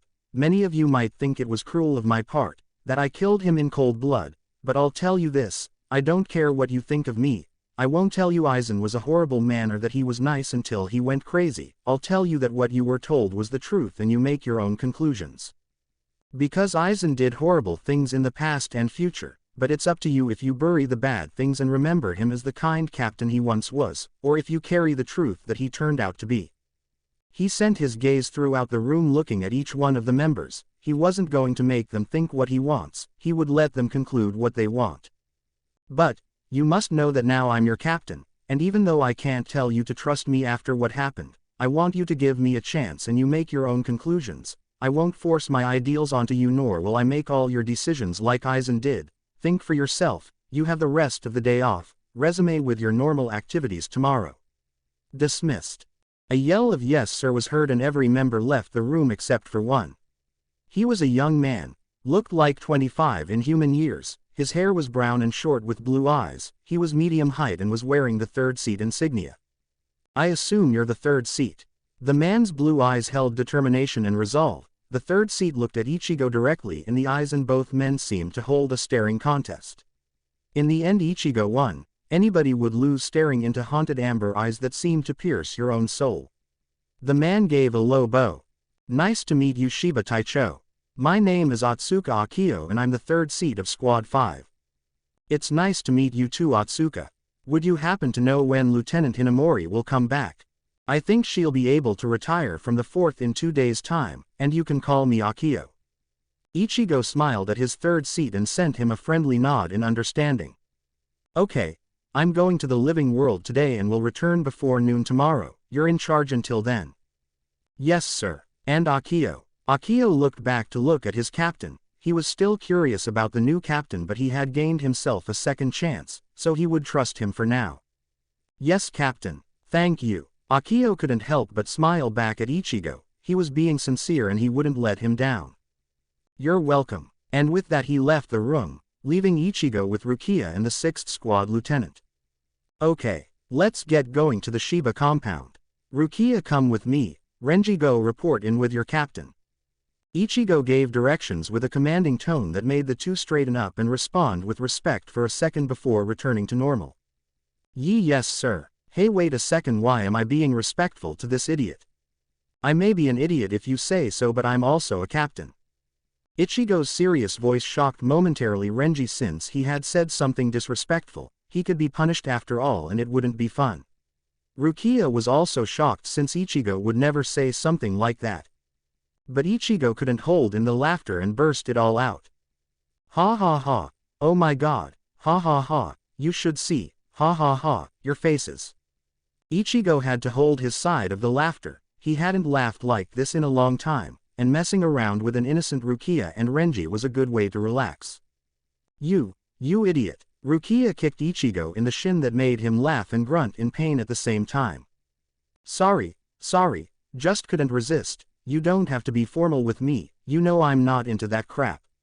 She couldn't help but smile. Ichigo had finally relaxed and that was a good thing. She didn't like to see him like this. It was better to see him with his usual scowl than with the emotionless mask she's been seeing lately. Alright, Pineapple, go do your paperwork while Rukia and I go to the compound. Don't order me around, you Strawberry. Ichigo looked at Renji with a cheeky smile and whispered something in his ear. Are you sure you want to waste time around here while Byakuya is getting angrier by the minute? Renji gulped and turned blue at the thought of his captain getting mad and instead of retorting disappeared with Shunpo towards his barracks. Okay then, let's get going, we don't have all day after all. Before Rukia could protest, Ichigo had grabbed her by the shoulder and pushed her into his chest and left in quick shundo. Not even noticing the ride, Rukia started to protest when she noticed they were already outside the Shibas. A warning would have been nice. You would have protested if I told you, and besides you're still recuperating. Welcome home, Ichigo-sama. Ichigo looked at the gate to see the twins like always guarding it, but what caught him off guard was the difference in greeting. Why the sama? Just this morning you were calling me Dono, and I still don't like that, by the way. The two stiffened and saluted. We just received word about Central 46's decision. Kukaku-sama is waiting for you inside. Ichigo rolled his eyes at that, thinking that his day hadn't been the easiest and was getting harder. Great, more work to do, I bet. Ah, don't be such a crybaby. Says the person that wanted to come and hadn't been able to for the past decades. Rukia could only look down in shame at that. It was true after all, and it had been her fault after all. Don't look so down or Kukaku will get mad, believe me, I should know. Come on, I bet she's waiting for me. She nodded and followed the new captain downstairs and into the dining room where Kukaku was having a cup of sake. Well, look who decided to join us. Get over here, Ichigo, we have great news. Good morning, Kukaku. I heard there was word from 46, but it's Kukaku Nissen, brat. Yeah, sorry Kukaku Nessen, but like I was saying, you have a visitor first. Rukia was snickering at how Ichigo let himself be threatened by Kukaku even though he was pretty strong, but she automatically stiffened when Ichigo said the word visitor. Oh, the Kuchiki brat you went to rescue, and the Shinigami from that day. Rukia took a step forward but didn't dare look at Kukaku in the eye. She could never ask for forgiveness, but the best she could do is try. I have always thought that I needed to apologize, but I'm a coward, so all I have ever done is run away. That's why it took this long for me to come here, and I'm sorry, I really am. Enough. Rukia looked up to see Kukaku in the eye but quickly looked down. She was confused as to why she said it was enough. Was she not showing how sorry she was? Was she annoying? She didn't know what to think anymore. That's enough. Stop apologizing. Be you, but getting pissed at Rukia for not accepting the facts that enough was enough, she hit her in the head with a fist. I said enough. At seeing the scene, Ichigo couldn't help but chuckle. He knew this would happen. Both are so stubborn, one wanting to apologize to the world and the other wanting to make her stop. Yukataki told me everything already, including how it wasn't your fault, and how remorseful and sad you've been. Therefore I had already made my mind long ago, that if I ever heard you apologizing to me I would let everything go. Not wanting to hear more arguments, Ichigo decided to butt in. It would not be good to take too much time here and they would never finish the way they were now. Okay, I think that's enough, midget, no more apologizing, you'll never beat Kukaku anyways. Ichigo couldn't help but pat her on the head. He felt happy, no more worries, and this was for the better. Now the only thing needing to fix were the Espada, but those could wait a little while. Don't call me midget. You're just freakishly tall, and it doesn't help at all that you grew even taller in those 12 years. What? Did you expect me to stay the same? Rukia only crossed her arms over her chest and pouted at that. It really wasn't his fault human grow faster than Shinigami. Okay, leave your bonding for later. We need to talk, Ichigo. The serious tone that Kukaku held made him forget about teasing Rukia and concentrate on the matter at hand. Most likely it has to do with Central 46's decision, and he needs to know what's going to happen after all. The decision came. Rukia was confused. What decision? They were talking about it before too. Yeah, and Ichigo was nervous. Kukaku seemed serious enough. Was it bad? Did he make it worse to everyone in the clan by being selfish enough to want to stay with them? But then the unexpected happened. Kukaku broke into a full grin. They're going to give us back our place as one of the 5 noble families. Ichigo sighed in relief. He was thinking it was something bad. Rukia was just perplexed. Ichigo was going to be a noble now, and that made her happy. That's good. You scared me. I thought something bad had happened. No, and there's more. They are going to fix back the Shiba manor inside Seraite, get our servants back and everything.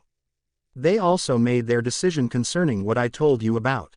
So, what did the old geezers decide about me? That face you're making makes me think I'm not going to like it. Kukaku had a full grin back on while Ichigo was just horrified thinking what they could have done now. He just knew he wasn't going to like it. He let out a sigh and looked at Kukaku in the eyes waiting to see her response. You're to step up as clan head as soon as possible, so once they hand us over the manor by the end of the week, we'll have to hold a party to celebrate the new clan head and our reinstalled into the nobles. Ichigo had to sigh even more. He knew something like this would happen. Stupid nobles and their rules. Just because he's the eldest son of the previous head, that's just bothersome for him. I knew I wouldn't like it. All of a sudden pain was felt from his shin and Ichigo had to kneel down and grab it to soothe the pain. Stupid midgets. What the hell was that for? You should feel proud, not look like it's the end of the world. Rukia was glaring down on him. Well, obviously if he was on his knees she would be taller than him, but now he had to accept it and do his job the best he could. He had a lot of things to do now. Get the squad back in shape, help Hinamori get back on her feet, move everything to the Shiba manor and the party. Oh no, a noble party.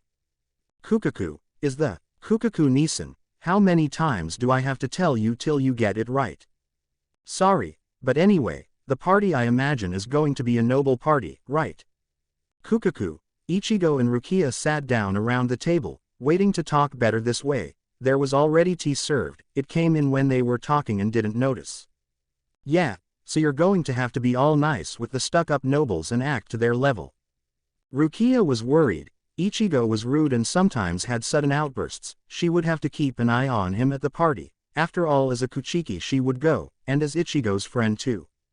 That's not a problem. I'm actually a pretty good actor when I need to. The problem is something else. The two girls looked at Ichigo curiously. A problem? If acting all stuck up wasn't the problem, even though they believed he would mess up, then what's worse than that? They were about to ask what he meant when Ichigo held a hand up to make them stop. No, I just hope it doesn't happen, but anyways, where is everyone? We need to leave and we're already late. Rukia wanted answers but thought she could ask later when Kukaku wasn't there. Kukaku on the other hand was also curious but let it slide for now. They would be very busy these next days. They said they would change clothing so when you came back they could leave. I just noticed. Did you not return the Haori to the captain? Ichigo blinked in confusion until he remembered that he had another Haori now.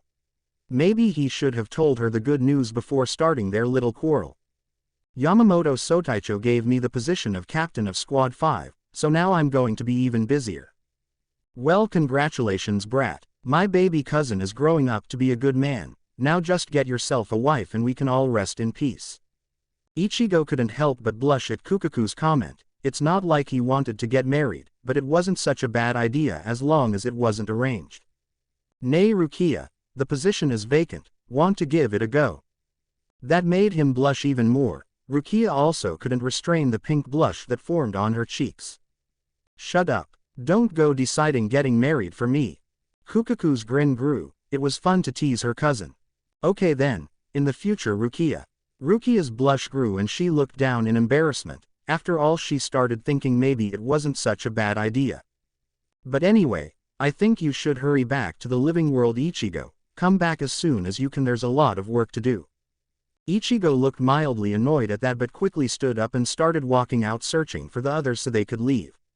He was about to open the shoji door when it opened on its own. It was Ishida, Inoue and Chad. Oh hey guys, I was about to go look for you, we're leaving. They looked a little bit disappointed, except Ishida of course, but still they just nodded and went to say their goodbyes. Thank you very much Kukaku-san, it was really fun. No worries, you're always welcome here, being my cousin's friends gives you an open ticket whenever you want. Inoue gave her a hug and bid her farewell, going to Rukia to give her a bone-crushing hug. Chad just nodded in thanks and Ishida said a shy thank you and goodbye to Rukia. When they went outside, Yoruichi was outside in cat form waiting for them. You ready? Of course, let's go to the gate then. The walk to the Senkaimon was filled with chatter from Rukia and Inoue. Yoruichi was surprisingly silent as well as Ishida. Ichigo and Chad were having a small conversation with 1 or 2 words. But asides from that, the walk was very comfortable. When they arrived at the Senkaimon, there was a messenger waiting. Ichigo stood next to the messenger, high and imposing. Report. Yes sir. Yamamoto Sotaicho Dono has been handed over the official pardon of those known as the Vizard and has asked you to pass over the letter. The messenger bowed after he finished the report and handed the letter over to Ichigo and leaving. Okay, now that that's over, let's go. Everyone gave their last goodbyes to Rukia and left through the gate that appeared, like always, in the sky. They were greeted by the sight of Kazuki, Tessai, Isshin, Karen and Yuzu that caught them before falling. Once the girls caught sight of Ichigo, they quickly went to hug him and to say how happy they were to see him alive and unharmed. I missed you girls too. But anyway, I'm thinking you were notified of our arrival, Kazuki. Kazuki took out his fan and held it in front of his face like always, hiding his grin and knowing eyes behind his hat. Of course, in his sing-song voice that seriously annoyed Ichigo to no end, he replayed, they hadn't really noticed the ride because they were already arriving at the famous Shoten.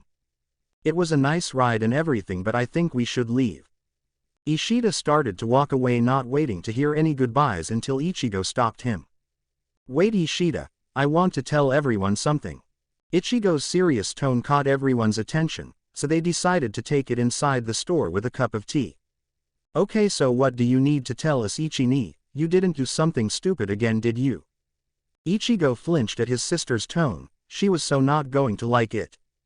Well, the thing is, I'm going to be staying in Soul Society permanently. Everyone had different expressions. Kazuki held amusement. Ishida and Chad didn't show anything. Inoue and Yuzu were sad, though Yuzu was close to tears. Karen was between wanting to kick Ichigo and cry for him leaving, and Isshin of course, even though he already knew, was crying fake tears and wanting to hug Ichigo into a fatherly chest. This would be tough to explain. Flashback. Well, the thing is, I'm going to be staying in Soul Society permanently. Everyone had different expressions. Kazuki held amusement. Ishida and Chad didn't show anything. Inoue and Yuzu were sad, though Yuzu was close to tears. Karen was between wanting to kick Ichigo and cry for him leaving, and Isshin of course, even though he already knew, was crying fake tears and wanting to hug Ichigo into a fatherly chest. This would be tough to explain. Number 12 hash. Oh shut up Oyaji, you already knew. Ichigo got tired of his father's goofiness and decided to nick him in the gut. This didn't divert anyone's attention of what he had said about staying in Soul Society, but it at least made it easier to explain now that they were a little calmed down. I imagine there's a reason. If someone here isn't clueless, it's you Kazuki, so don't play around. Ichigo had his scowl on. This was going to be a nag to explain, and more if they don't let him explain. I can't fool you, can I? No. Seeing as the conversation was being diverted Karen but into the slight conversation Ichigo and Kazuki were having. You're getting out of topic, Ichi-ni. Not wanting to get a fist of wrath from Karen, he sat down and grabbed a serious expression, thinking maybe this way they would understand better. I can't stay. I don't have much of a life here anymore. Of course you have a life here, Oni-chan. Yuzu started to cry and cling to her brother, thinking that he would be leaving and not wanting that. Ichigo started to stroke her hair to soothe her cries. What kind of high school student knows more tactics and battles than mathematics, socials, and other things? I can't. Even if I start getting used to living here again, it won't work. I have to leave my body at least twice a day or else it will burn from so much power that I possess. Even if I put on a seal, I won't last long. I'll also affect those around me if I do, and I seriously don't want that. The girls looked sadder. Karen, the strong one, was also close to tears. She would miss her big brother. Inoue was also crying along with Yuzu. Ishida for once held some sort of pity and sadness in him. Chad also looked down but of course didn't show it. He wanted to be strong for Ichigo. Ichigo smiled and hugged the twins, patting them both on the back. It's okay. I promise I'll come visit. And you can come visit too. Oyaji can take you. The girls looked at their brother with hopeful eyes. Maybe it wouldn't be that bad. They were still sad, but as long as they could see their beloved Oni-chan, everything would be better. Promise. He couldn't help but chuckle at the little puppy dog eyes Yuzu was making. She looked so hopeful that it made him happy that as clan head he would have complete access to the Shiba Senkaimon. Promise. I'll leave tomorrow after breakfast, so I'll spend the night with you guys, okay? Yuzu smiled back and gave her brother another hug. Karen was more relaxed and wasn't mad anymore. Okay. I can make your favorites. I would like that. Ichigo looked at his friends. Even if they weren't that close, in the future they were people he could count on, and he knew sooner or later they could build up that friendship. You guys can come visit too. You're always invited. Thank you, Kurosaki-kun. Chad just nodded and gave a thumbs up, and Ishida as always tried to act indifferent. Okay then, let's go him. The twins, Isshin and Ichigo, went walking back to the clinic. Yuzu was excited talking to Karen about all the dishes she would make for Ichigo, and Karen just listening. Isshin was surprisingly quiet until Ichigo started a conversation. I talked with Kukaku. In Soul Society I have your last name instead of Mom's. They gave us back the manor in Siraite. And let me guess, they made you clan head. Ichigo looked at his dad. He was actually serious and not making a fuss. This was new. Yeah, they did. There's going to be a party at the end of the week. Bring the girls over. They're Shiba too, and even though I don't want you making a scene at the party full of stuck-up nobles, you also have a right to be there. Isshin looked surprised that Ichigo was inviting him on his own will. He never wanted to invite him anywhere because he thought that he would act like a fool 24/7. He really grew up. He smiled back at his son and pat him on the back, being grateful he didn't get a fist in the face for the contact. I'll make it a surprise. Stop making a scene, goat face. The neighbors will get mad again. My daughter's so mean to me. The usual banter of the Kurosaki family started, and Ichigo couldn't be happier. His family had took it better than expected, and the girls would get a bug surprise by being able to visit him so quick. Even if it would be very stressful, he wanted the girls to be happy. He would get them a room specially decorated for them in the manor, go ask a tailor to make the perfect clothing for every day and other for formal outings, and would fill up their closet. It would all be worth it, and Ichigo couldn't help but smile.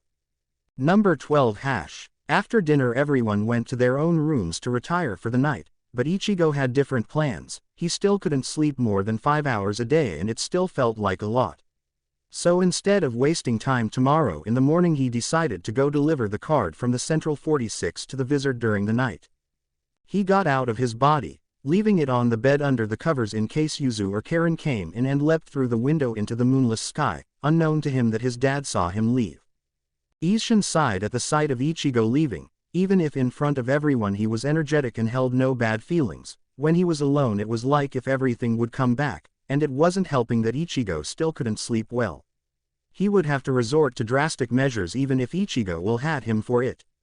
Number 12 hash. Outside of an old warehouse stood a lonesome figure, the white haori and long strands of orange hair fluttering with the night wind.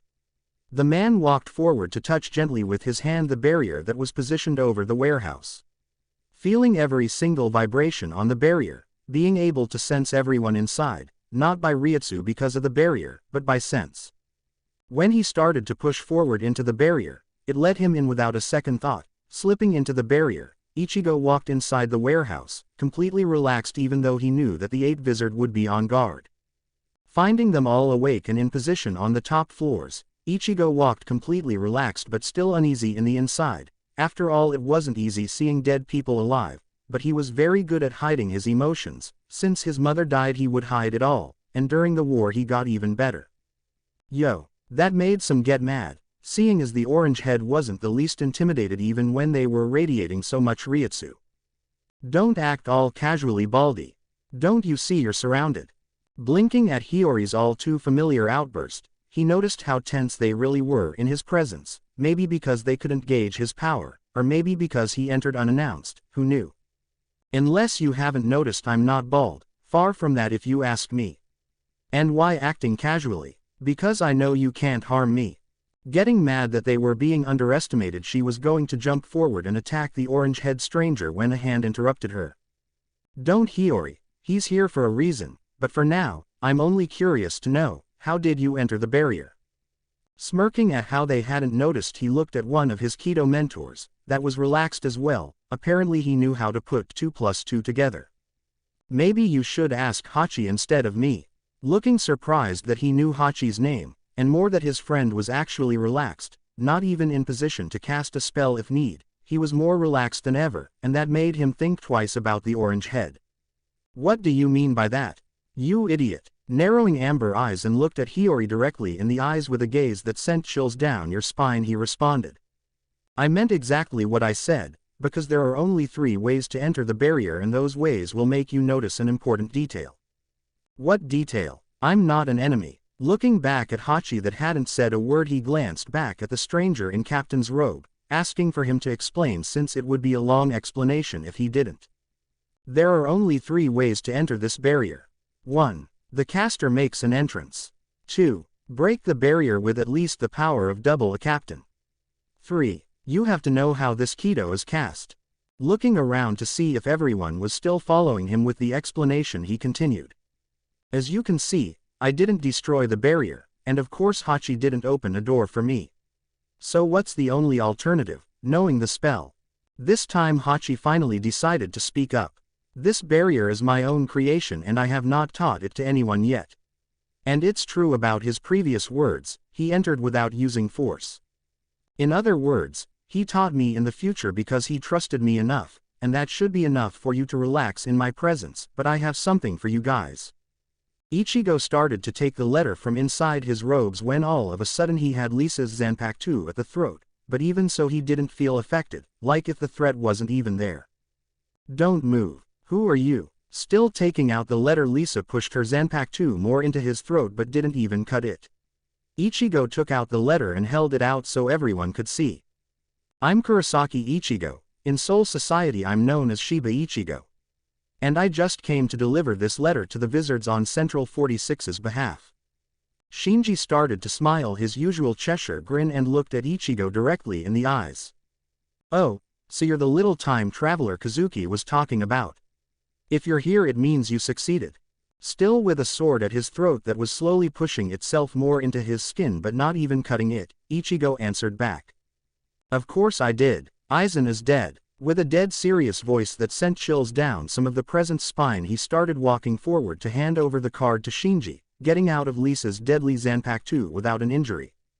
Are you sure? His Zanpakuto has the ability of complete hypnosis. Would you think I wouldn't know common knowledge like that when coming from a war with him? He's as dead as he'll ever be. After all, I did completely obliterate him with a Kurohitsugi. This made Shinji raise an eyebrow at the teen in front of him. Obliterate Aizen, that sounds too good to be true. There were quite some gasps from the others, but it still didn't make them less on edge, especially Lisa that still had her Zanpakuto unsheathed. That sounds too good to be true. Care to prove it? Quote. You see this little piece of paper in my hands. It's an official document from Central 46. It decrees the pardon of the wrongly accused crime of Kazuki and Tessai, and it also mentions how the group of Vizards are free to return to Soul Society or stay here and no longer have a bounty on your heads. Quote. Shinji and the others had an incredulous face on. They still weren't convinced, but what could they do about it? The corpse doesn't exist anymore after all. Fine, I believe you to some degree. On to another topic. You're hollow. You're a Vizard, correct? Quote. Ichigo smiled, seemingly gaining a little bit of confidence. He heard Lisa sheath her Zanpakuto, but not once did she take her eyes off him. Of course I am. Didn't Kazuki tell you? Quote. He did. Quote. I'm in good terms with him. That's why we're even stronger than a normal Vizard on hollow terms. Quote. That's why my Zanpakuto wouldn't cut you. Ichigo looked taken aback that Lisa had intervened and caught up so easily with what he was talking about. That's right, Sero, Bala, Hiero, Resurrection, Gran Rey Sero, Pesquisa, Desker, all those abilities are at my grasp and can also blend them with my Shinigami powers. Ichigo was glad the tense atmosphere was gone. Apparently it was a little hard to accept it all, that they were finally free, that Aizen was dead. So you guys are free to do what you want. Feel free to come back to Soul Society if you want. Go ahead and stay and finally do stuff without being careful of your surroundings. He turned around and started to head towards the door when he stopped right in front of it and looked back, sad eyes and a small but sincere smile. But, if you ever decide to come along, even if just for a visit, you will always have your home at the Shiba Manor. Ichigo was going to move forward and leave when Shinji's voice stopped him from taking another step. Why? He was pretty surprised by the seriousness in his voice but pushed it aside, remembering they aren't really friends yet. Of course he would still be weary. Because, even if it didn't happen, for me all those years of knowing each and every one of you were real, so to me you're still family. Not waiting to see the surprised looks of the Vizard and the faint normal smile that gave Shinji, Ichigo left in a quick shundo. Number 12 hash. The next morning was relatively normal. It was like if Ichigo wasn't going to leave, but he didn't want to remind the girls. They didn't know of the party, so they didn't know they would visit him soon. When it was time to leave, he gave the girls a big hug and promised them once again they would see each other soon. After that he got out of his body and hoped that they had already registered a Hell Butterfly for him and the Senkaimon would open properly. After all, the Shiba one is still not operational until the manor is open to them again. He unsheathed Zangetsu and saw how the twins were curious as to what he would do. After all, why would he need his Zanpakuto in the living room? When he stabbed the Zanpakuto in the air and turned it, causing a clicking sound, the girls were in awe when the shoji door appeared out of nowhere. Wow, is that the official gate? Yes it is. Oyaji can also open one so he can take you to visit me. He smiled at the girls and saw a butterfly come out, glad to see he wouldn't get lost in the dongai or encounter the cleaner. Bye bye Oni-chan. Take care Ichi-ni. You girls too. And with a wave Ichigo entered the Senkaimon, ready to encounter the hardships he would encounter this week. Hashtag the Kuchiki Manor hash. Rukia was walking through the vast halls of the Kuchiki Manor. Byakuya had told a servant to summon Rukia to his office and she was heading exactly there. When she arrived at the door of his office, she gave it a knock before entering, waiting first for a "come in" from the other side of the door. You wanted to see me, Ni-sama. Byakuya motioned the chair in front of him so that Rukia would sit down, not once actually looking up from the paper in his hands. Rukia was no longer that uncomfortable with her Ni-sama. After he told her the truth about Hisana, she started to think differently about him, and also, since the execution, he would ask more for her well-being like a real brother. There is an invite from the Shiba clan. Apparently they're joining the noble families again. They were required to make a celebration at the Shiba Manor that is being remodeled and fixed. It also says they will introduce the new head of the clan. Rukia looked with curiosity at Byakuya. Did he wanted to know something? Did he think she would know something? We are required to go and I want you to be ready for it. I will send someone to check your wardrobe and see if you need anything new. Everyone will be there, and as the Kuchiki clan we must go at our best. Yes, Ni-sama. Rukia left the office mildly surprised by the reason. He could have just told the servant, and there was no need for her to personally meet with Byakuya. She shrugged it off and decided to go report in with Yukitaki. Number 12 hash. Good afternoon Shiba Taicho. Good afternoon. Walking through the corridors of the 5th Division barracks, Ichigo was going directly to his new office. He knew there would be a mountain of paperwork and he wanted to get it finished and up to date as soon as possible. When he entered the office, he was surprised to find a brown mop of hair sticking out from the huge stack of paperwork. Is that you, Akio? Looking up from the stack he was working on, the third seat saw his captain standing right in front of his desk. Ah, good afternoon Shiba Taicho. I see you're working hard, but how about you leave that to me and go out for a second and check on the rest of the squad, get me updates and anything out of normal. I can also help you out here, though only those I can fill in without your signature. Ichigo walked over to Akio and took the paperwork from his hand and giving him a slight smile. It's okay, I'll finish this in no time, but I would really like to see how the whole squad is, but since I haven't read previous reports I wouldn't be able to see if they're doing anything wrong. Seeing that his captain was serious, he stood up and went to the door. He was about to go out when he caught on to an important detail. Wait a second, finish in no time, are you insane? No offense, but this is paperwork worth of at least a week. Ichigo blinked, slightly shocked when he remembered exactly why he thought it was so little paperwork. Oh, well, I was mostly always in the front lines in the war, so when I would come back I would have paperwork worth for even a month, so you could say I'm a pro at fast paperwork filling. Ichigo was beaming with pride about that. After all, he was the fastest known captain to fill out paperwork neatly and on time in the future. Of course he would be even faster to normal captains in the past. Oh, I see, well if you say so, but how fast are you? I'm kinda curious. The curiosity was well seen in Akio's eyes. He was very interested. His captain would be fun. He didn't get mad for being disrespectful. He would answer questions when asked and had a very interesting past. Well, a normal day's worth of paperwork would take me at least half the time a normal captain would take. Akio gawked at that. Half the time. Captains and lieutenants always complain of too much paperwork and the little time they have because of it. That's why sometimes even the third seats help out. But anyway, go and do what I asked you to do and then come back and report. Also, if you could make a trip to the fourth and ask about Hinamori's progress, that would be nice too. Straightening up and replaying with a yes sir, Akio left Ichigo alone in the office to do his own battle of paperwork. Number 12 hash. In the 4th division, in the office of the captain was a seemingly normal black cat, but obviously it wasn't a normal cat. The black cat had a small piece of paper tied around her wrist, almost like a messenger pigeon, and was talking with the kind captain. I wasn't expecting you so soon. What can I do for you today, Yoruichi? You know I can't stay still in one place for too long, but today I came with a message from an old friend. Yoruichi lifted her paw so that the kind captain could untie the piece of paper and take it. She did so and unfolded it, reading the message written on it. She read it and frowned at contents and stood up. I think I have a job to do. Where are you going, Retsu? Hana looked down at the cat and gave her a small smile, not really keen at wanting to act happy when she had something very important to take care of, even if she had to do it by force. To visit a certain new captain. Number 12 hash. Ichigo was going through stacks and stacks of paperwork faster than one would think possible. It was already past 5 and he had already sent a hell butterfly to tell Kukaku he wouldn't be able to be on time for dinner and that he would see her later. Everything had been relatively peaceful. He was going through all the previous reports, positions, schedules of the squad, and was finally getting a clear picture of the squad's power and responsibilities. His third seat had yet to return, but Ichigo could tell he was still in the field with the rest, probably fixing any dilemma there could have occurred.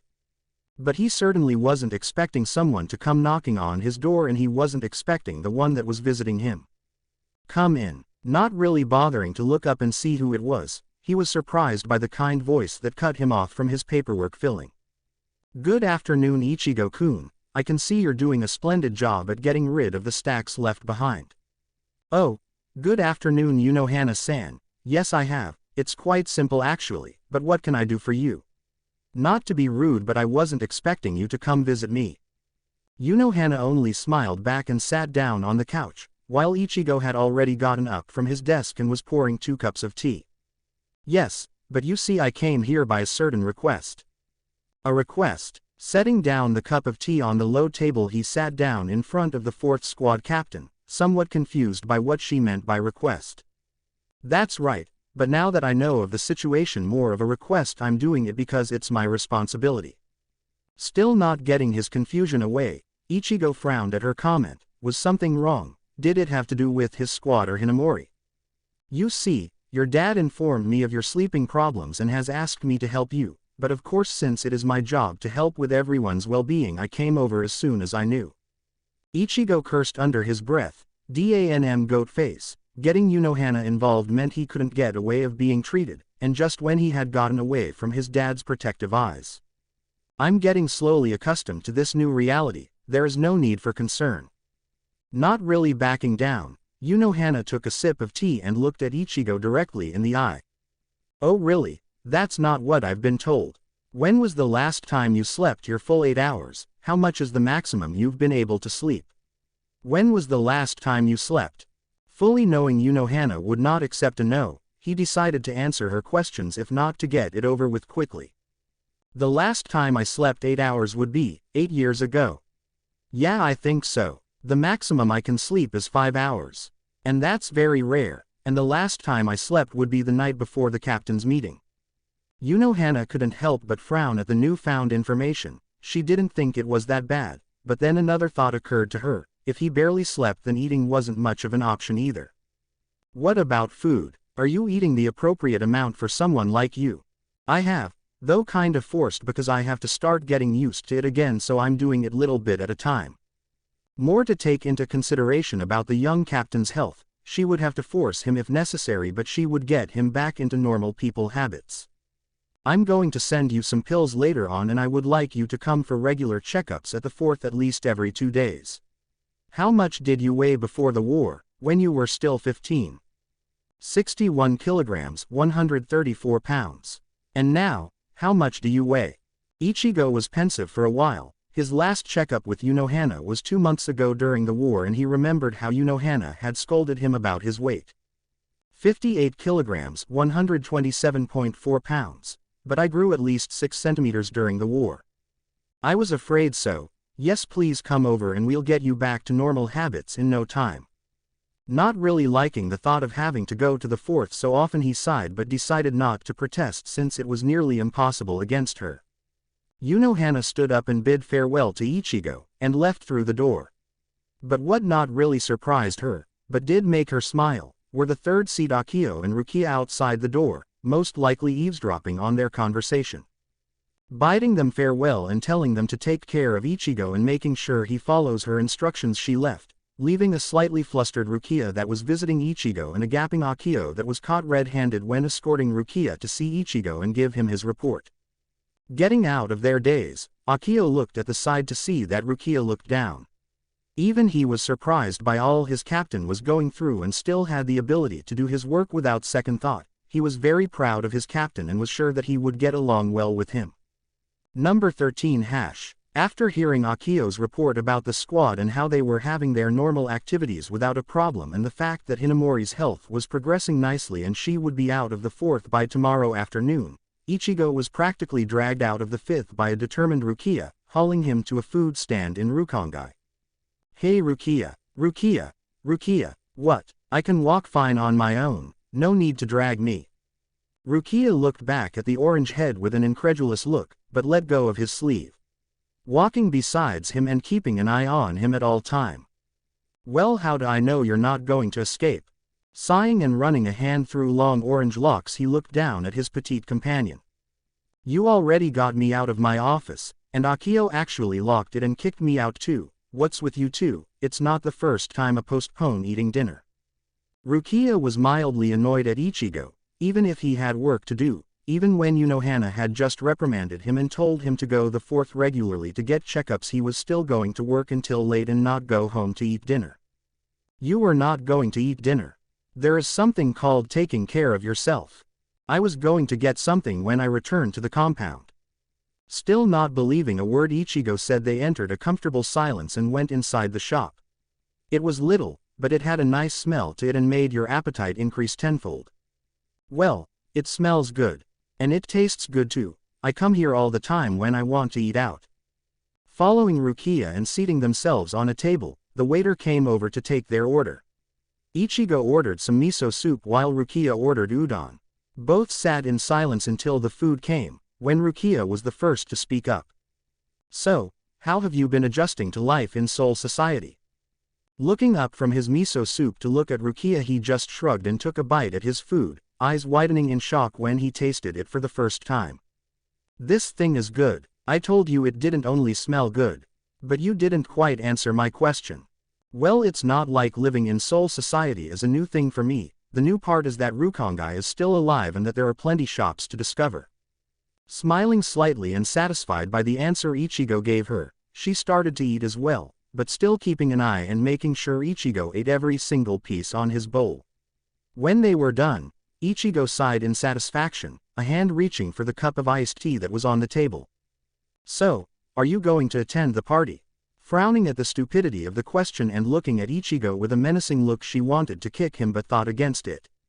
"What kind of question is that? Of course I'll be going. Just wanted to make sure. It means a lot to me that you'll be there for me." Giving Rukia a kind smile and soft eyes, Rukia couldn't help but blush at the gaze that Ichigo had in his kind words. Looking down at the table that all of a sudden turned more interesting, she let a little smile grace her lips, thinking about the first noble party that she might actually enjoy. Number 13 hash. After the dinner with Rukia, Ichigo had escorted her back to the Kuchiki manor, and since it was already late he decided to get back to the compound as well. Upon arrival he met Kukaku walking through the halls. "I'm back. Welcome home, brat. How'd things go today?" "It was okay. Tons of paperwork to fill."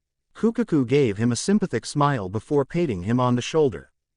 "I imagine. Hey, did you already eat? If not, I can ask somebody to make you something." "No, I'm okay. I ate with Rukia already." Giving Ichigo a mischievous smile and knowing eyes, she eyed him curiously and with a teasing voice continued.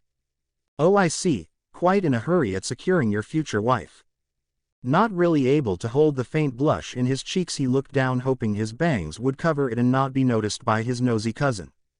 "Shut up, we're not like that. But you want to." Really surprised by the straightforwardness of Kukaku, he couldn't find it in himself to deny it. After all, he had a relationship with Rukia during the war, and after it started when she kicked some sense into him when she awoke from her coma, Ichigo hadn't been happier. After all, losing your friends and sisters wasn't easy, but Rukia made the burden lessen. "Ah, that's right, but not yet. I'm not going to force her in any way."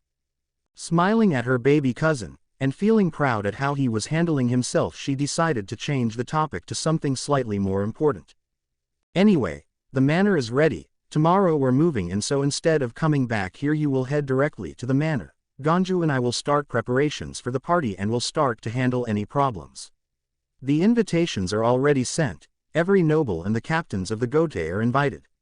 Anything you need we can handle." Thinking for a second and remembering what he had planned, he looked back at Kukaku, blush finally gone and already composed. "Yeah, my dad and sisters are coming, so I would like if rooms are prepared for them, and also I would like something special for my sisters to wear if it's possible." "Okay, we'll do exactly that. I'll just tell the tailor to make something for them too. Your stuff are also being made. The stuff for tomorrow, everyday clothing, and other stuff as well, so if your sisters and Ishinji are coming then we should prepare a proper wardrobe as well." Satisfied by the outcome of the situation, he smiled and gave Kukaku thanks, excusing himself and heading towards his room to take a bath and try to sleep. Number 13 hash. The next morning was hectic. Ganju and Kukaku were gone by the time he had left his room and apparently started moving things over to the Shiba manor. So since no one was home to eat breakfast, he went over to the barracks. He had just entered his office and started paperwork when Akio entered the room after gaining permission from Ichigo. "Good morning, Shiba Taicho. Someone from the 4th left this for you." Akio had a small paper bag in his hand and handed out to Ichigo. Looking inside, he noticed there were instructions and various little bottles and herbs. He sighed, remembering that Hana would send him something, and left the bag to the side, making a mental note of not forgetting it when he would leave. "Thank you, Akio. When does the training session start today?" Akio was pensive for a second before he looked back at his captain. "They start in about 3 hours. So if you're planning on watching, you can go ahead and do something else in that time, ne Taicho." Raising an eyebrow at the sudden shyness his third seat was showing, but nothing less ignored it, he answered his plea. "Yes, what is it, Akio? Have you gone to the 4th today? For your checkup, I mean." Ichigo bit his lower lip, so Akio knew, probably Hana's doing so that he wouldn't fail his checkups, and he really didn't want to go to the 4th on a daily notion.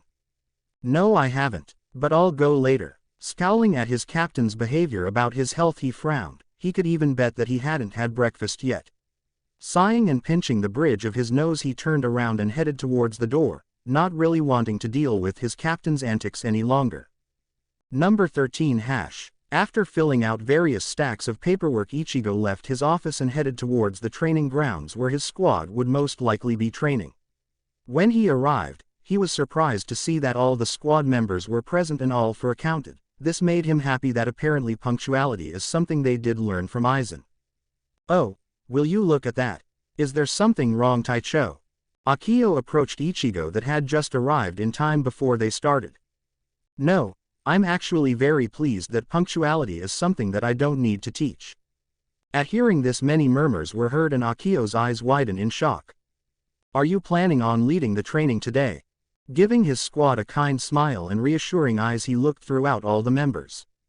"Of course, what good would I be if I can only fill out paperwork?" Still not quite convinced but not wanting to complain otherwise, Akio got in line with the rest of the squad. "Okay, listen up everyone. Today we're not going to do what you usually do.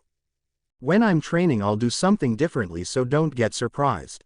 I know this squad specializes in Kido most than anything, and I have nothing against it, but I feel versatility is what's most important when in a battle. When in battle, the cheapest and most simplest of extra skill can help you get out alive or unscathed. In other words, it's not good to concentrate on one sole ability just cause you're better in it." Walking around the lines on squad members, eyeing and evaluating each and every one of them. Smiling when he saw them tense up to make them relax a bit, he continued his slow pace. "I want you to team up in groups of 3. One of you will use Zanjutsu and Kido to attack while the other 2 will try using Hakuda and Hoho to dodge an attack. Do this exercise for 5 minutes and rotate positions until everyone got a turn. The seated members, come with me for a second. Begin." Taking the seated members to the side of the training grounds, he surveyed each and every one under a calculative gaze. Apparently they were seated according to their power. "That's good, no need to rearrange. I think best not try either, they still don't feel confident around you." "True, you guys have been awfully quiet. Remember, it takes a big toll on us to do Bankai merging our powers." "Yeah, sort about that." Giving a mental nod to his Zanpakuto spirit, he got his attention back to the Shinigami before him. "Okay, I gauged your powers and I feel no need to demote or promote anyone as of now, so you can relax." Seeing many members give a sigh in relief and shoulders slightly relax, Ichigo couldn't help but smile at their tension. "Like I was telling the rest, versatility can always give you an upper hand, and all you that are more experienced or at least stronger are no exception to this rule. It's quite the contrary. If you think you perfected a skill, that's the moment you stop growing stronger, because there are no limits to what you can learn." Looking at something that caught his attention, he glanced to the side to see a big man with long black hair and dark skin step forward when he stopped talking for a second. "Yes, I have a question, Taicho." "Go ahead." What's your name?" "Yasumoto Hiroki." "Okay, Hiroki, I'll try to answer at the best of my abilities." Smiling when he saw that the dark-skinned man sighed in relief at not being reprimanded for interrupting or stepping out of line without permission, he continued. "What is your specialty, sir?" Various murmurs were heard in the crowd of seated members. Many were curious about their new captain after all, and this was something they were genuinely curious about. I guess it would be Zanjutsu and Hoho. But of course I haven't neglected the others. A new skill is always welcome and to your advantage, so of course I take my own advice seriously." Seeing as he had actually answered their question, made other members get the courage to ask other things as well, because now they thought maybe their captain wasn't scary after all. "What other abilities do you know? What is the thing you're worse at? How many years did it take to perfect your skills?" Shocked at the sudden outburst of questions, he raised his hands in defense, wanting them to calm down a bit. "Easy, I'll answer questions but one at a time. First question. I may have said Zanjutsu and Hoho are my specialty, but that doesn't mean my other abilities are neglected. Kido, Hakuda, Stealth, Healing Kido, Assassination, you name it, I've had at least basic training in anything possible because like I said, it can make a big difference. Second question. The thing I'm worse at, low-level Kido spells, because I have to restrain from using Ryutsu thanks to my vast amount of it. Third question. Like I said, the moment you think your skills are perfect is the moment you stop improving." Being amazed at their captain's abilities and open mind, the seated members were more at ease with the new captain. Apparently it wasn't as bad as they thought. "But anyway, enough about me. I want you to help each other getting more versatile. If you need help, that's what comrades are for. If you need guidance, my door is always open. I'm always happy to help those that want to learn. Yes, sir. Number 13 hash. After the spars and training routines their captain had given them, the members of the squad were surprised by how true it was that sometimes you needed more than just your regular abilities. The seated members were mesmerized by their new captain and were actually excited about getting to know him better. Seeing as Akio was the one that had spent more time with the orange head, the others started to question him. What else can Shiba Taicho do? Well, he's super fast at filling out paperwork. He's not only good in battle but also on the desk, so as to say. They got even more excited thinking about what an interesting captain they had obtained. They were also caught up on his abilities and the training that Akio had forgotten an important detail. Ah, I forgot. Damn Taicho. Looking surprised at the outburst of their third seat, they got their attention back to the man. What about Shiba Taicho? A little girl with brown eyes and blonde hair stepped up to ask the question everyone wanted to know. Sneaky. I told him to go to the fourth, and now that I think about it, he didn't get breakfast either. Hana Taicho is going to get mad. Not quite comprehending what the third seat was talking about, some were confused and others caught up with the fact that their new Taicho hadn't eaten. Oh sorry, it's just that Hana Taicho came by yesterday to check on Taicho's health. Apparently he has sleeping problems and is still getting used to eating and sleeping more than what he did during the war. Looking down in sadness about the mention that their kind, strict and interesting new captain had to pass through something they didn't and was being affected by it very bad even though he looked seemingly fine. The tall man from before looked at the others and thought of an idea to help their Taicho. Maybe we can take turns in bringing him lunch so that he won't skip out when Hana Taicho isn't looking.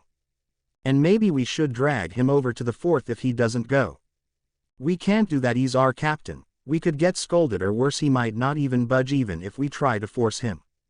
Crossing his arms over his chest and annoyed at his captain's stubbornness to not take care of himself, Akio was still not convinced dragging the captain to the fourth was such a bad idea. I know Hitomi, but still we can't let this continue. The girl now known as Hitomi looked shyly to the ground. They had a great captain, and they wanted to help him the best they could, but what are all you guys doing here? All were shocked when a feminine voice was heard behind them. They weren't expected to get caught in their plotting, but they seriously weren't expecting the person that appeared.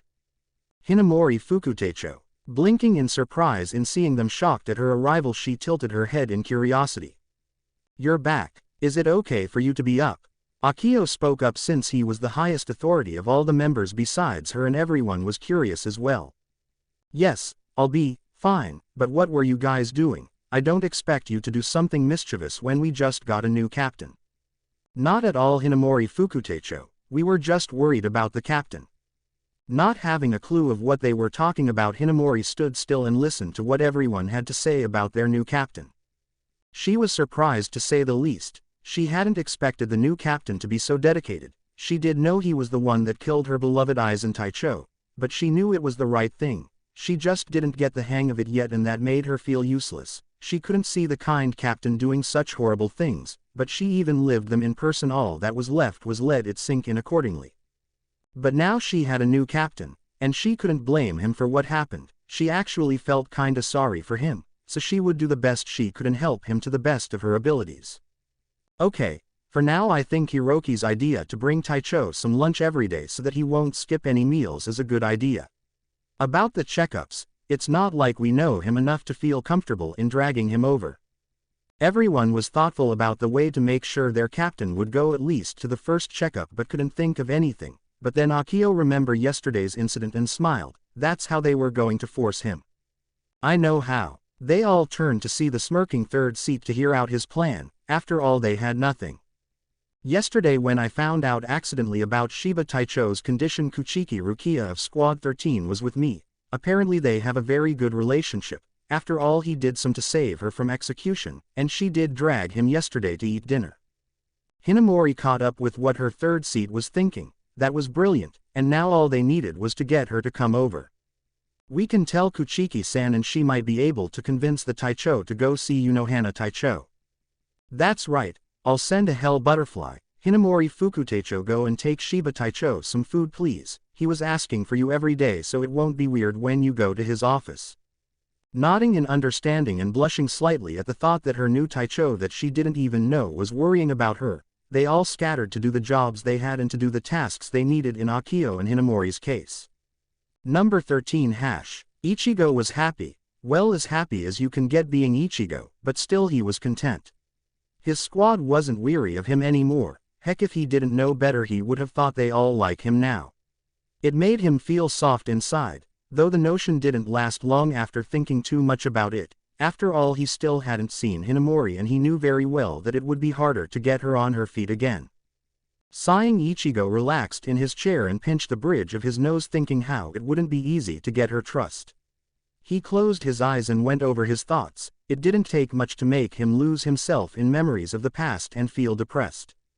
You shouldn't think about it or you'll end up bringing a storm in here. Yeah king, it's bad enough it slightly rains 24/7, but to bring a storm ain't want that. None of us would appreciate that. Sorry, it's just, I can't help but think about the past when I'm alone. Maybe you should avoid being alone. I want my privacy, thank you very much Shiro. I don't think you have privacy with us in your head. It's not like I can hide anything from my soul. Ichigo was so lost in thought he didn't notice the knock on the door, nor did he notice the door opening and his Fukutecho entering the office. If Hinamori could describe her captain in one word right now, it would be blank, because that's how he seemed right now, a blank expression on his face. Ichigo opened his eyes and looked down at his paper, still not noticing the person in the room and thus not bothering to hide saddened expression. Shiba Taicho. Looking up from his desk, Ichigo saw Hinamori looking directly at him with worry in her eyes. He quickly opted a small smile on his face to greet his Fukutecho. Oh, hello Hinamori, you were discharged from the 4th. Smiling and feeling more confident when she saw her captain smile, she replied with enthusiasm. Yes, thank you for your concern Taicho, I brought some lunch, maybe we can. Smile widening at the shyness of his Fukutecho, Ichigo stood up from his desk and sat down on the couch and gestured Hinamori to do the same, opening a boxed lunch enough for 2 people. They began to eat. Not taking her eyes off her captain, she noticed a lot of things just by looking at him. You could tell he was very careful with what he did, every move he made was almost calculated to not do any extra or useless move. It made her think of all the hardships he must have endured to be the person he is now. She also noticed his long orange hair. It made her blush at the thought of how pretty and soft it must be. Hinamori. Yes. Startled by the sudden call of her name, she didn't notice she had been staring at Ichigo longer than intended and that she was caught red-handed. Ichigo smiled at the way Hinamori seemed so nervous. She reminded him of Yuzu when she wanted to ask something but didn't know how. If you have a question I wouldn't mind answering. If it makes you feel better and help you move forward, I would tell you anything you need to hear. So don't worry, I won't get mad. After he said those words, Ichigo sorta regretted it. Shit, why do I always speak before I think? I thought I didn't do that anymore. Nop, you still pull some crap sometimes king. Not wanting to scowl, thinking that it would scare Hinamori off, he only let a small sigh escape his lips.